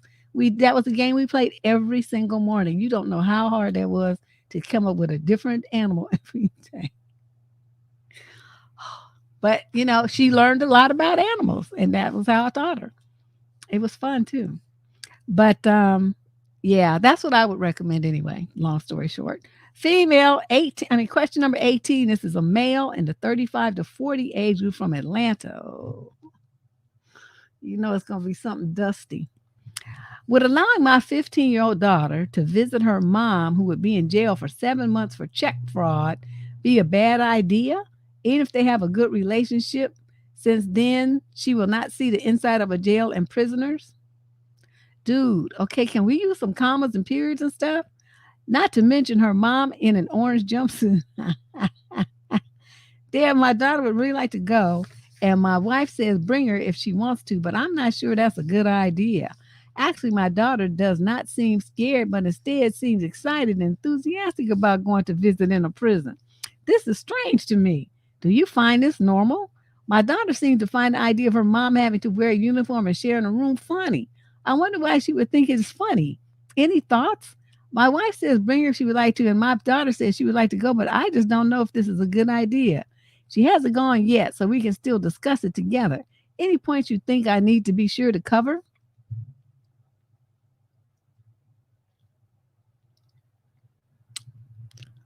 That's Dusconda, like Wakanda, but it's Dusconda. Oh, I don't even know. Okay, first of all, your daughter might have some kind of romanticized view of this, like she could get some kind of street cred, like, yeah, my mama in prison. my mama, this and that, you know what I mean? So kids are just very weird about that kind of stuff. And I'm thinking it might be, I don't know why, but that's what came to me. That she's finding it amusing, and that she might find that this, she thinks it's going to give her some kind of street cred or some kind of notoriety or at school or something like, yeah, look, her mama's in prison, like she's so extra tough not to mess with her and stuff because she got a mama in prison kind of thing. And if I were you, I would let her go because at 15, she could go either way. She could get involved with the wrong types of folks and end up in there herself, or she can see her mother, locked in this room, and be sure to tell her to think, okay, your mother is locked in a prison like an animal. She can't go where she wants to go. She can't wear what she wants to wear. And she can't eat what she wants to eat. She can't watch the shows she wants to watch. She can't even bathe when she wants to. Everything in her life is regimented. She's like a caged animal in a zoo. You need to talk to her like that so she understands the reality of the situation, that this is a punishment. This is not no kind of like vacation spot. You know, she needs to understand that. Your mother did a crime, and this is where she's being punished for it. When she comes out, her life is going to be hard. She won't be able to get any kind of job where she handles money or anything like that because she's got this, fraud thing on her record. Her credit's going to be fucked up. Her employability is going to be fucked up. It's going to follow her for a long time. That's how you need to talk to your daughter. At 15, she's almost an adult, so you can tell her these kind of things. And this, wipe that smirk off her face.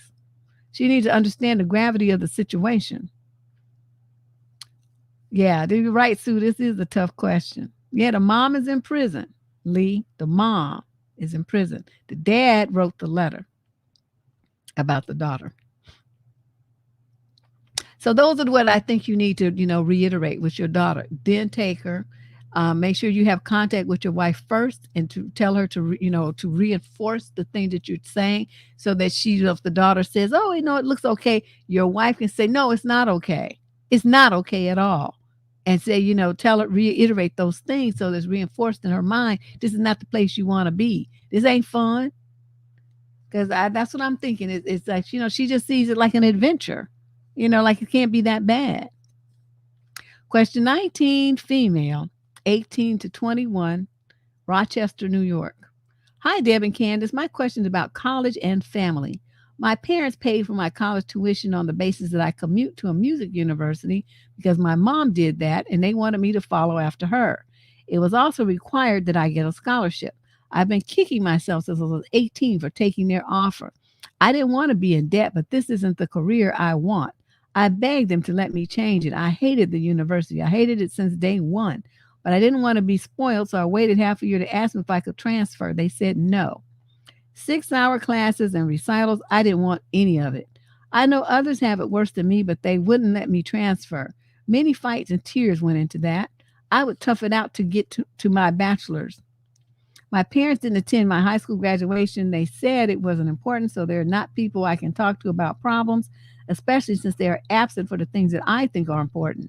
I'm in my 4th year. The last 2 years were basically online. I was so happy I didn't have to drag my ass and my shit to class every day for hours on end.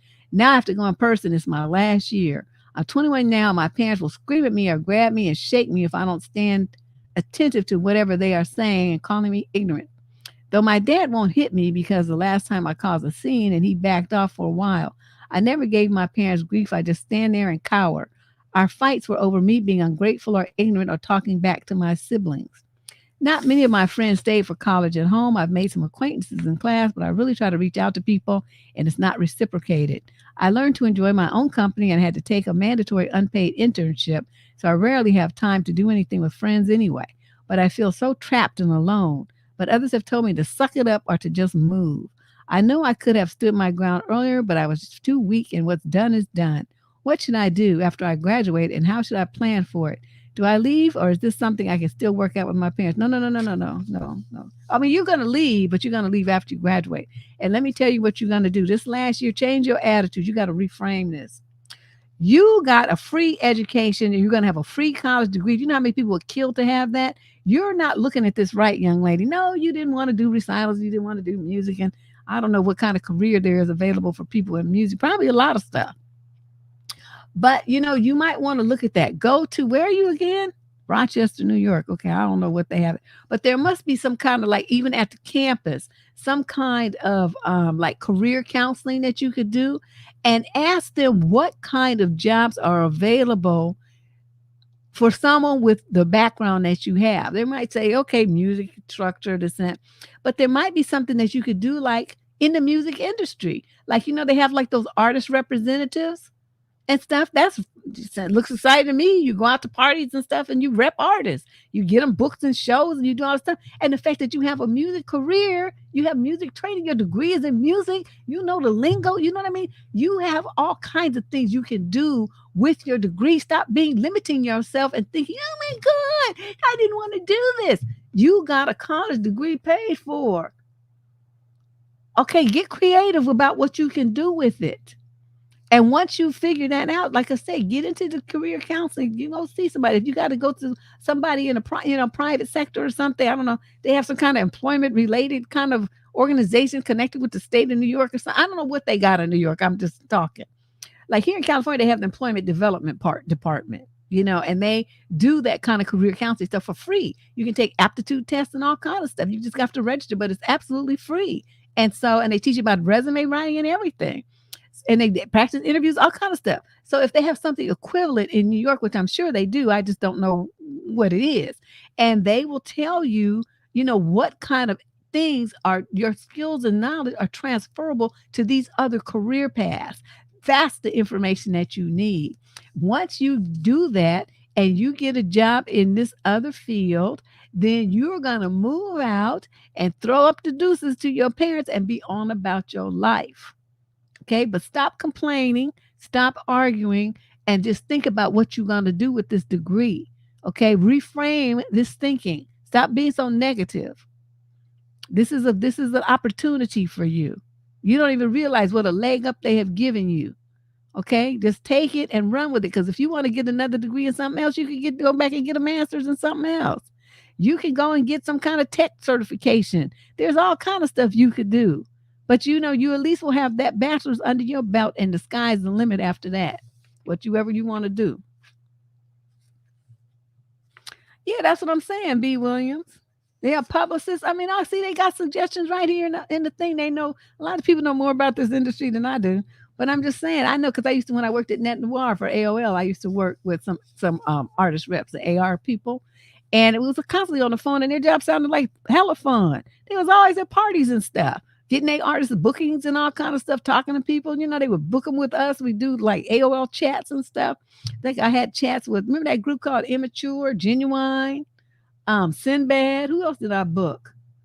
Oh, Dr. Naeem Akbar. I did, I don't know, just all kind of people. All kind of, they was big at the time in the 90s. That's when I was working there. But it's like, and I would book these people from chat because I had contacts with all these reps in all the music industries and stuff. So I was always having all these, artists on chat. Oh, Bone Thugs and Harmony. I had a chat. I booked a chat with them too. Oh, and Larry, what was his name? Lawrence. Oh, at the time he was Larry Fishburne, but he changed his name to Lawrence Fishburne. I had set up a chat with him. So, there's so many opportunities for you to do stuff with that degree, young lady. Come on now. Question number 20. This is a female in the 21 to 25 age group from Watford, England. I have no issue with the father of my child. The issue is his girlfriend. She has anxiety and depression. Oh, my God. And the last 2 months has walked out twice for 2 weeks and caused constant arguments with my ex. I'm concerned to have her around my baby when he's in his dad's care. Can I stop her from seeing him? I'm afraid that she will kick off or have a moment in the home when my 6-month-old son is there. The dad has agreed to have his unsupervised access away from her, but has now been told that she should be there with him, but I'm worried for my son's safety, and I don't want him around the tension and arguments. He agreed with me that it would just be him and his son during the unsupervised visitations, but has spent them with me. I told him to go off on his own with his son to bond, but he won't. It's like he's scared to be alone with the child. He says he ensures that his home is a safe environment, but regardless of her being there or not. but then agrees with me that she shouldn't be around him. I don't know if he's trying to keep her happy due to her issues, but is now compromising his relationship with his son. Can I stop her from seeing him? What can I do? Legal or just because I'm the mom? You need to consult an attorney on that. I'm not, you in the UK, girlfriend. Watford, England. I don't know what the child visitation rules and stuff are about crazy bitches in Watford, England. Okay. I can't help you. You need to seek what they call a solicitor. That's what you need to do. But I think you should stop bitching and complaining. The man is seeing his son. He's seeing him at your house, and the kid is safe there. They'll say, "What the fuck do you want? You just like want too much. Well, I want him to be safe and this and that. I don't want him around her." But then he does that, and then you complain. Well, I want him to go and be with the son by himself. That means he's going to be around at his house where the bitch is. You can't have it both ways, lady. If you want him to be alone with the son, then you leave out the house or y'all go to the park or something, and then you disappear and let them have the time by themselves and you come back an hour or so later. I mean, there's ways you could work this, but what I'm reading right here is you just want to dictate and control everything. You don't want the bitch around the kid, so the man is meeting your needs by visiting the baby at your house. But then suddenly, I don't want him around the bitch. I don't, this and that. And so, but then when he doesn't do it, then now you want to complain. Well, I want him to, have time off by himself. I want you to pick one. Okay, and then shut up. That's what you need to do. And I'm thinking the way the stuff is going right now, that's ideal. A 6-month-old baby that, hasn't really been around him that much. The baby, they still nursing and stuff. Shut up. Just shut up. Okay, go to another room or something when he's visiting with his kid. Just be quiet. Let the baby get to know his daddy. Don't sound like he's a bad guy, but he picks crazy bitches, that's for sure. Question number 21, female, 30 to 36 from Oklahoma. Hi, Auntie Deb. I appreciate everything that you do, even though we don't always see eye to eye, but I wanted to send you some love. Who does see eye to eye with me? Now, here is my question. I'm leaving my narcissistic father, but to do so, I plan to move 4 hours away to be near my oldest sister and her family. Okay. The place is remodeled and wants $665 a month. Wow, I would kill to only have to pay that much for rent. I have $3,588 in savings. I want to move wisely. However, I don't have a new job lined up in that place. Should I rely on my savings to carry me through, work through the winter months of my job because it is the highest selling season coming up, which ends in January, or mix it with working a month or two and leaving in November since I am already planning to go to Cancun then? I want my trip and my new home. How would you make this happen? I'm open to most suggestions and appreciate your insight. Okay, you lost me. You went through okay, wait a minute. Okay. So you could move near your sister to this place that's $665 a month. But you don't have a job there. So you'll be paying $665 a month out of your savings. Okay, should you rely on your savings to carry you through? Or, because you left out or, stay where you are and work through the winter because it's the highest selling season, right? Stay with your daddy and work through the winter and make money. Or mix it up with working a month or two and then leave there and move to your sister in November because you're already planning to go to Cancun then. Okay, you want your trip and your new home. Okay, I'm going to say this. People that don't have no job and planning to move don't need to go on vacation. What the fuck? If you don't have money to go on a vacation and you trying to move and reestablish yourself in a new location, you're tripping. You're going to keep all your money in the bank. Your place is remodeled and they want $6,600 and they want you to move now. You can find jobs on the internet. You can sign up for a temp agency, right? You can always get a job at a place like Walmart or something like that. They always hiring. I mean, you just need a job. So then you don't have that job, even if it's part-time, while you look for a full-time job. But the main thing, if you want to move away from your narc daddy, then that's your top priority, not going to Cancun and wasting money in COVID. You're not thinking straight.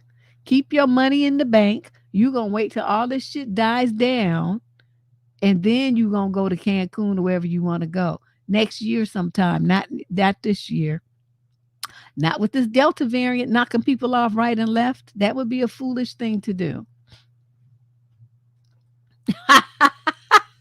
Shay said you be illin'. I haven't heard that term in a long time.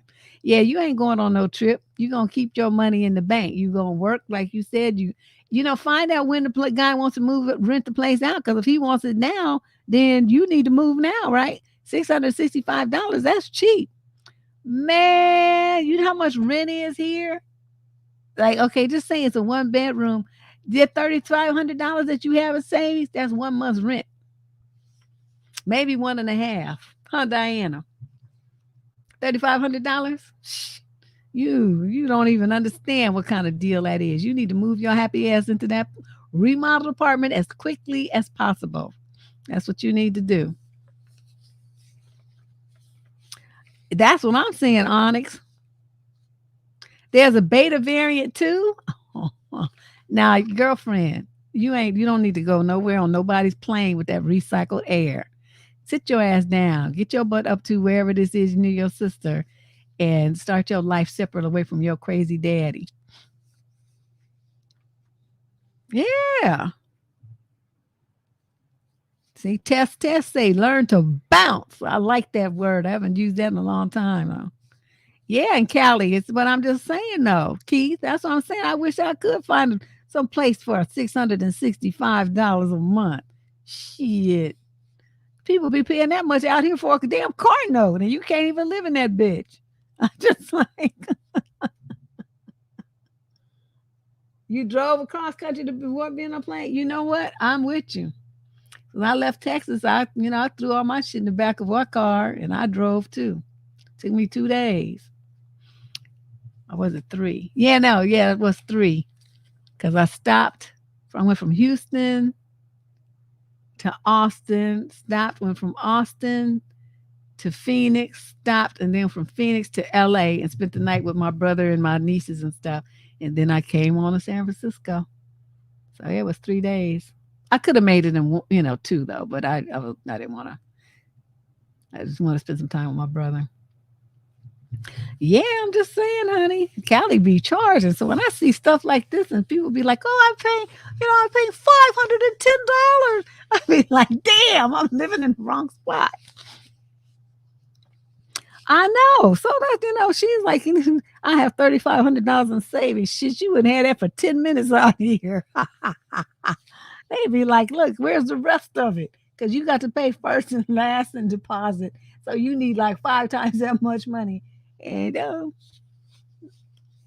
gas by my house is $3.77. $3.77. But I'm like, still, I've been driving around and been seeing the people paying $1 a gallon more in different places in the Bay Area. Okay, well, let me stop. Now I'm side chattering here. Let me move on here. Question 22. We got 25 questions, and we are almost at the end of this nightmare. Female 30 to 35 from Norwich in the UK. I need advice on how I can best support a friend who keeps repeating the same mistakes despite me giving her advice that will change her results. Dad, my friend, we are both in our early 30s, has never not been in a relationship or pursuing someone and has been in a particularly bad downward spiral since her ex broke up with her 3 years ago. She is revenge dating / sleeping with men and she's stupid and will admit to this, but doesn't think it is a problem. My advice has always been to take time to be alone and try to heal, but she refuses because she feels she needs someone to make her feel complete. I don't want to hear these stories anymore, and I don't know how to support her. What should I do? You don't support her. You just tell her that she's stupid. First of all, okay, you can't revenge sleep with somebody because you chasing after men and all this kind of stuff. You know what I mean? That means they didn't want you. So don't give a fuck what you do. I wish some man would tell me that he was trying to revenge sleep with on somebody. I would laugh in his face. Like, motherfucker, I don't care what you do. You could go and sleep with a dog, an elephant, a pig. I don't care what you do. It's just so irrelevant to me. That's not revenge. It's comedy. It's comedy for me because I'm going to be laughing at you, thinking that you're getting back at me. So your little dick shrivel up and rot off. That's going to be on you. That's going to really be fun. Gas is $2.85. Shit. DP, we need to move. We need to move. $2.25. Man, we paying double that. Damn near. Everybody want to live in California though. The salaries, and actually the salaries don't reflect that. Although they have people making, like here, like you still in the poverty level. If you making like 120, what was it used to be, $130,000 a year, they still consider that low income. In other states, everybody's like, I want to make six figures. Here we're like, you only making six figures. You ain't shit. You pay $439. Yeah, you in the city though. Are you in the city? Shit. Yeah. See, I'm telling you, gas, it's just everything is high. So that's why I'm laughing at this, this 665. Girl, I would be jumping on that shit. Then before I hung up the phone, I would already have the movers in motion to make sure I didn't lose that place. Shit. This is just unbelievable. Okay, let's see. Oh, yeah, that's right. I got distracted. I'm supposed to be talking about this girl with her friend making all the mistakes. Okay, yeah, your friend here. See, I'm jumping back and forth between questions. Your friend, there's nothing you can do to help her. Okay, there's nothing you can do because she's stuck on stupid. The best thing you can do, you say you don't want to hear these stories anymore and you don't know how to support her, you don't support her. What you do is you have to put your boundaries up and say, look, you're in, okay, you 30 to 35, okay, we're both in our early 30s. So she's plenty old enough to know not to behave this way and that the only person she's damaging is herself. So what you have to do is say, look, sit your friend down and say, look, I have listened to you do these destructive things to yourself over and over and over. I can't stand it anymore. So what I'm going to do is put up a boundary. I'm not telling you what you can't do. You're a grown woman. You do whatever you want to do. But what I can do is tell you what I'm not going to tolerate. I'm not going to tolerate these conversations. I don't want to hear you tell me about how you're damaging yourself, how you're putting yourself in these dangerous positions, and how you're dishonoring yourself. I don't want to hear that anymore.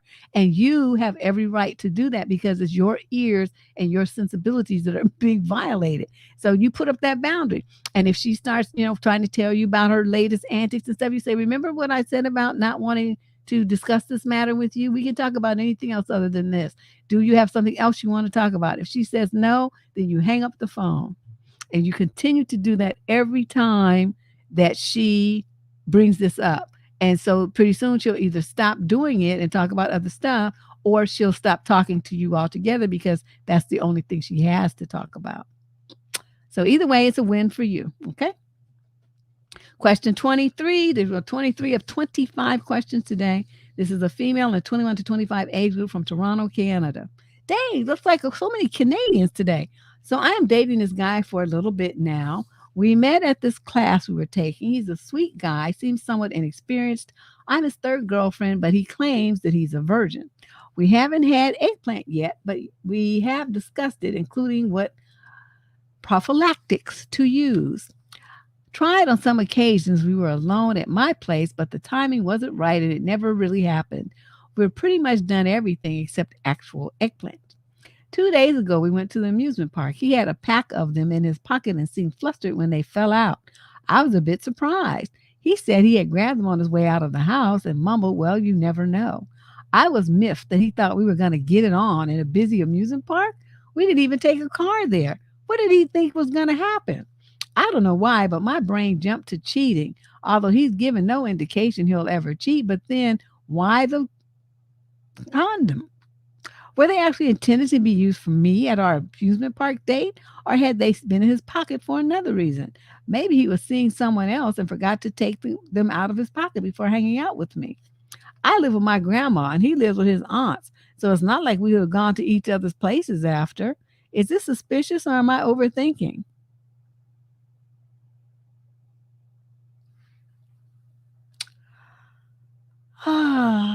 Okay. You just started talking to him. You're his third girlfriend. You haven't done anything yet. You said you tried, but it never really happened.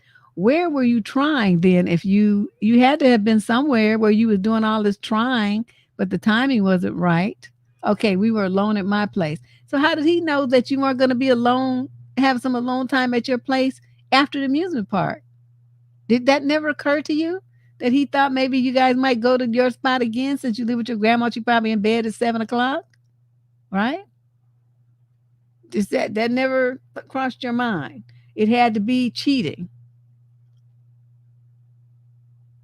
I don't know, maybe it's me. I wouldn't think that it was cheating. I would think he was hoping that you could go back to your grandma's house and pick up where y'all left off the last time. That's what I would think. He ain't cheating. Why you always think that?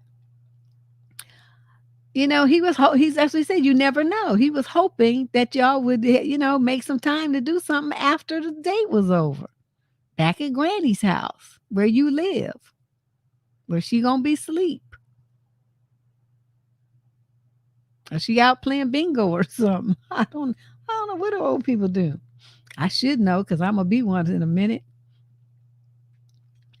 So but the main thing is if you're or y'all could have went to a hotel. I mean, there's so many other options here besides cheating. But the main thing is, why didn't you just ask him? Why do you have those? Why would you let your mind go racing around with all these negative possibilities and get yourself all worked up when all you do is open your mouth and say, why do you have condoms in your pocket? And then he would have told you. I'm not understanding. It's like y'all be willing to sleep with men and do all the stuff with them, but when it comes time to open your mouth and just have a basic conversation, you just turn into some kind of mute. You can't talk. I don't understand that. You let somebody share the most intimate parts of your existence, your body, but you can't ask a simple question. That's too stressful. Whew, my God. I'm going to suggest that you call Home Skillet up on the phone and say, hey, that's been bothering me. I want to know, why did you bring those? Were you hoping to get lucky? Were you thinking that we could go back to my grandma's? I mean, we're going to get a hotel room. What were you thinking? What was the plan here? So he could allay your fears. Because I don't see cheating here. I see a young man who was just hopeful that y'all was going to pick up where you left off because before the timing wasn't right and it never actually happened, that his hopes were up that this would be the magic moment that it would. That's what I'm seeing. Okay. Let's move on. Question number 24, female, 26 to 29 from Belgium. I'm 27 and my boyfriend is 29 and we've been going out for almost 3 months. I met him on Tinder. Ooh. After getting out of a long-term relationship that became unbearable due to his substance abuse. When I met my current boyfriend, he was exactly what I was looking for, the exact opposite of my ex. It's always a bad thing. At first, I was crazy about him. Nah. A few weeks ago, this is the longest letter in the world, so I'm going to skim over it. A few weeks ago, I would have said I was falling in love with him. However, I never really found him attractive. He does not do much with himself. He let his hair and beard get long and scruffy. It got to the stage where his beard hair was covering his lips. I could feel it when we were kissing, and he was constantly getting food stuck in it. Oh, my God, no. It made me sick to see it. And when he get his beard and hair done, it still looked awful. His clothes are all old with holes and threads, and he seems to have no idea how to dress. I have suggested us going to get him some new clothes. He says, okay, and then just brushes it off. He has other hygiene issues. His bedroom smells, and there are dirty clothes laying about. The carpet is never vacuumed. The tables and desks are covered in dust. He says, I will work on it. I hate staying there. At first, I enjoyed sleeping with him, but now he seems to never try to initiate anything and tell me he doesn't care about eggplant. I find this very strange for such a new relationship at our age. I don't get the urge to rip his clothes off like I did with my ex. He is on double my salary, yet the first night we went away together, he asked me to split the price of the Airbnb with him, 35 euros. I don't expect him to pay for everything, but I felt for the first night he could have treated me. I foolishly agreed to go on a week-long trip with him, which I am dreading. I have got a medical procedure in a few weeks, which will cost me 4,000 euros. He had a windfall of almost 700 euros last week, and a few days later told me I can give him my half of the hotel whenever I have it. Maybe I'm presumptuous, but to me it seemed kind of miserly. I don't know if I see a future with this man, but after everything I went through with my ex, I was glad to have met someone who was so steady. I'm wondering if I'm just overthinking. He's a nice, steady guy. I just don't feel like there's much attraction between us or a deep connection. I feel so bad for feeling like this because he's a sweet guy. So I just break up with him, or do I, do I feel differently after the trip? No, you break up with him now. He stinks. He's stinky and he's got poor hygiene and he dresses bad and he has food in his beard. Plus, he's cheap. Okay, that's like 5 things. Just no, no, just no, just no, just no. Just know this is a just no, dude. We're having that show on Thursday. I hope y'all can come through. We're having the Just Know Show, where you come through and you talk about all the things about the opposite sex that you can't stand, and you just say just no to, that get them instantly rejected from your life. Boom. That's on Thursday. So y'all come on through. I'm going to be taking calls and stuff. Y'all can just get on the air and talk about all the stuff that people do that drives you crazy. This here would have been ideal for that show. This is a just no, right? Just be real, say nope. This is a nope. Okay, so what you need to do is tell him, look, I'm not giving you half of anything. I'm not going. I have a medical procedure. I need my money to pay for that. So cancel the trip. And as a matter of fact, cancel us because you stink. You have food in your beard and you look a hot mess and your room smells and you smell. To me, I'm like, how could you even go into somebody's room like that? I keep thinking it's gonna be some bed bugs or something in there. I get icked out real quick. I just like, I cannot do that kind of that atmosphere. Plus, it's like that's not romantic. That's like people who be doing it in the back of cars and stuff. I'm like, I have never been that kind of girl. I don't know, back of vans, some dudes have like mattresses in the back of their vans and stuff and be trying to cheat and have all these women in the back of a van and shit. That was never me. I don't know. Maybe it's that Leo. We have to have some classy shit. And it's not like I'm bougie, but I'm not doing that hood rat shit. I'm not getting the back of your car, the back of a van on some used up nasty mattress that you found on the street, propped up on the wall somewhere and sprayed with Lysol. We're not doing that. I have, yeah, girl, Ash, I'm trying to tell you, I'd be looking and just, be like all nervous and stuff and just starting to feel like I'm itching. I can't do it. I just cannot. I'd be looking around and seeing stuff and say, oh, what was that? He'd be like, that was nothing. Like, but I saw something moving. And he's like, no, you didn't. I said, but yeah, I would swear I did. No, I can't. I cannot. I can't do it. Mm-mm. Yeah, I don't want to do it. I can't. I don't understand how you even did that, girl. And you said you hate going over there. I would have went there like half a time because I would have walked in there and I would have seen that shit and I would have turned around and walked right back out. I went to this guy's house one time, right? Okay, so he's like, oh, my house is like all smells good and pretty, flowers and shit everywhere. And so then he comes, so I'm thinking, he seemed cool, he was dressed nice and all, so I smelled good and everything. Why did I go to this man's house? And first of all, he didn't barely have no furniture. I'm like, what? He must put all his money went into his car. That's what he spent all his money on and his clothes. Okay, so then you go in and it's like barely any furniture and stuff in there, right? It's like all barren, looking like a frat boy's house. And so I'm looking at that. I'm like, okay, this is when I was younger. So it's grown ass man with this like no furniture. And so then I'm looking, and so then you go stroll into the bathroom. I'm telling you, the toilet was up and the bowl, it was the water, just water. I mean, it wasn't nothing in, but the stains in the toilet. This motherfucker had not scrubbed his toilet and put some Comet to that shit. And I don't even know how long. It just looked a hot mess. And so did the bathtub. Because I'm going to pull the curtain back and I'm going to look to see what's in there. And I saw that crust and that nasty shit because, you spend the night there, you got to take a shower in the morning. I think I'm not standing in that. My feet might get foot rot and fall off in the tub trying to get off. It was so nasty. I tell you, it was so gross. And so I said, oh my God, I don't feel good. I think I need to go. He's like, what's the matter? I was like, I don't know, my stomach, and I don't want to be having diarrhea and stuff at your house. That's just not cool. Lying. But you know what? He hurried up and took my ass home. And I was like, woo, dodged a bullet. because I was scared to go in the bedroom. Because if the bathroom, you look at the bathroom and stuff, if the bathroom looks like that, his sheets and shit was nasty too. I'm like, ooh. But every time he came to my house, he was clean as the clap doctor, smelled good, was all fresh and stuff. But then I'm thinking, how fresh could he have been with that bit? He taking a shower in that tub with caked with an inch of dirt. I'm telling you, that was just nasty. So I'm girlfriend. I'm telling you that story because of the fact that I want you to understand you talking to the wrong person. You think I was going to tell you to tolerate this. I get grossed out real easy about stuff like this. I be shit dusty and moving and stuff. No, can't do it. Cannot. Okay, let's move on. This is our final question of the night. Oh yeah, the boogers on the sheet, dude. See, Keith's gonna keep bringing it up every show. Keith's gonna be talking about that. Wasn't that wild though? For those of you who don't know what we're talking about, listen to last week's show. There's a girl who had a dude sent her a picture that she trying to talk to, all sexy and stuff, and he had snot on his bed sheets, dried up snot on his bed sheets. We were dying. That was like the grossest letter ever. Next to this one.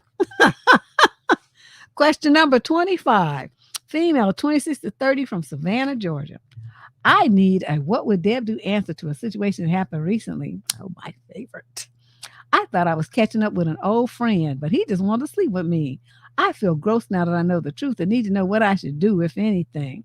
So last week, I got a social media request from an old friend, at least 5 years since last contact, when I was still in school in Atlanta. Oh, we should know. She in Savannah, Georgia, and this happened in Atlanta. Okay. I accepted it. He DM'd me, and I figured we were just going to catch up. About halfway into our conversation, he calls me a pet name. I felt like I might know where this was going, so I asked him what he hoped to gain from our messaging. He said he just wanted to catch up and such, but a few messages later, he got vulgar. Oh, that was my mother's favorite word. I asked again what he's hoping for, and within a few messages, the truth came out. Me. Are you trying to F me or something? Him. Yeah, you read my mind. You want to see it? I can lay it across your face.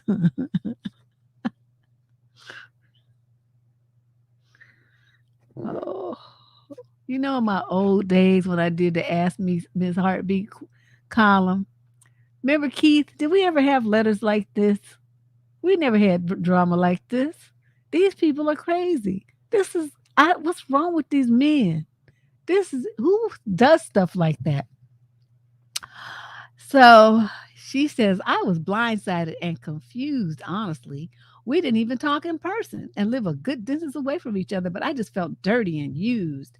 This isn't even the first time an old guy friend of mine has pulled something like this. So then she puts her bullet points. How do I deal with this? You don't. Why does it seem like my old platonic friends just view me as a conquest now that we're adults? Because they going to try that. What do I do if this happens in the future, as I don't know what in the world to do? You cuss them out and then you block them. That's what you do. Okay, how do I deal with this? You don't deal with this kind of stuff. Okay, the fact that you knew that female intuition kicked in and you knew what time it was by him asking you that question when he wanted to catch up, but then once he got vulgar, okay, see, that's when he crossed the boundary. That's when he jumped the fence from catching up to his other agenda. See, and so many women miss this. You see that that's what he did, right? You know that's what he did. You see they're looking at the screen that this is what he did, and yet you continue to interact with them. Why do y'all do that? When he does that, you're supposed to say, fuck you, nigga, and you block him. That's what you're supposed to do. You don't continue talking to them. Oh, well, what is it that you're trying to do? What is your agenda? You don't ask him that because you don't give a fuck what his agenda is. At that point, he has totally disrespected you and clowned like there's nobody's business and shown his ass. And so you don't owe him any kind of politeness or consideration at that point. You just block his ass and you keep it moving. Okay? So, okay, so then what does it seem like your old platonic friends view is? Because they always wanted you before, but now they figured the time has gone by. You're older now. They know you screwing at this point. Maybe they didn't know when you all was still in school, because a lot of young girls are still got their V card. But so he figures, you've been around the block a time or two at this point. So now, to see where you are, and did you got a man, what's going on, and if you down for the clown, right? And so the fact that you're not, at least not with him, that says something. So what do you do if it happens in the future? I just told you what to do. The instant they get out of pocket, you cuss them out. You're gonna fuck you, nigga. I wouldn't fuck you with somebody else's pussy. And then you hang up on them and then you block them. That's what you do. You could throw in a few other choice things like, you was dried up and funky looking and ugly as stupid then, and you still, I see that, the same way, you just older and uglier now. Block. Whatever you want to say. I mean, you got to leave them with something that's going to fuck them up. You can't say, just block them and they be like, hello, hello. Because then it just seems like you just got a disconnected line. You want them to know that you are sick of their shit and that they ain't about nothing. So that's why you got to say something. You have to say something. Okay. You have to defend your honor. You monkey fried, greasy butt motherfucker. Ain't nobody trying to be with you. I wasn't trying to be with you then. I'm not trying to be with you now. You are wasting my time and so beneath me. I wouldn't even step on your ass. If you was a roach, I still wouldn't step on you because you would crust up my shoes. I would spit on your ass if you was on fire. I wouldn't pee on you if you had been bitten by jellyfish either. I would just let your ass suffer. Get out of here. I don't know. Whatever you want to say, but whatever kind of fucked up thing you want to say to them, then you just say that. Because these guys, this is the crazy advice column. You do realize that. I know people come here and they think, oh, I'm going to hear something and it's going to be relationship advice. And I'm going to learn something. I say everybody who writes it. Everybody who shut up, Tracy. Tracy, you've been around for years. You know this. Tracy, I know you're not expecting this show to be normal. This is not Dear Abby, okay? Don't even come here trying to think that this is any kind of normal show. I'm not normal, and neither are my answers. So, but what you will get is a dose of reality that a lot of people probably won't want to give you because they too scared to, hurt people's feelings, and they try to be all polite and, kumbaya and, politically correct and all that kind of stuff. I don't give a fuck about none of that. I'm going to tell you what I think because you wrote me for my opinion and I'm going to give it to you whether you like it or not. If you sensitive, I tell people all the time, if you got sensitive feelings and shit, don't write me. You doing the wrong thing. You need to go write Dear Prudence or somebody like that might care about your feelings. I don't, because you're doing some stupid ass shit. I'm going to tell you it's stupid ass shit. You being stupid, I'm going to tell you being stupid. You, like you saw the girl earlier today, you being a trifling two-bit piece of shit hoe, I'm going to tell you about yourself. You acting like a hoe. You need to stop. So, this kind of stuff, that's what we do here. This is the dose of reality. One of these days we might change the name of the show, or instead of Flummox Friday, we might have something else with the reality in it or something. But that's what we do here. If you're a brave soul and you want to get your questions here, I will do my best to help you. Seriously, to help you if you're having a real crisis, but you writing about some bullshit, expect to get a crazy answer back. So look in the show description down below. You can click that link that says, get advice here and this and that, blah, blah, blah, whatever. Just click the link. And, then be here on both Thursday and Friday. We're gonna have like we last week. We have the two back-to-back Dusty shows. Thursday we're gonna be talking about dusty people that we date and what is a just no thing that they do that you just be like, I'm done. I'm out. It's over. I can't do this. Okay, what is that? So you're gonna be welcome to come through. I'm gonna put the thing up there so you can call in and share what they have done or said to you that was a just no. And also, then on Friday night, we got the Dusty News Network, okay?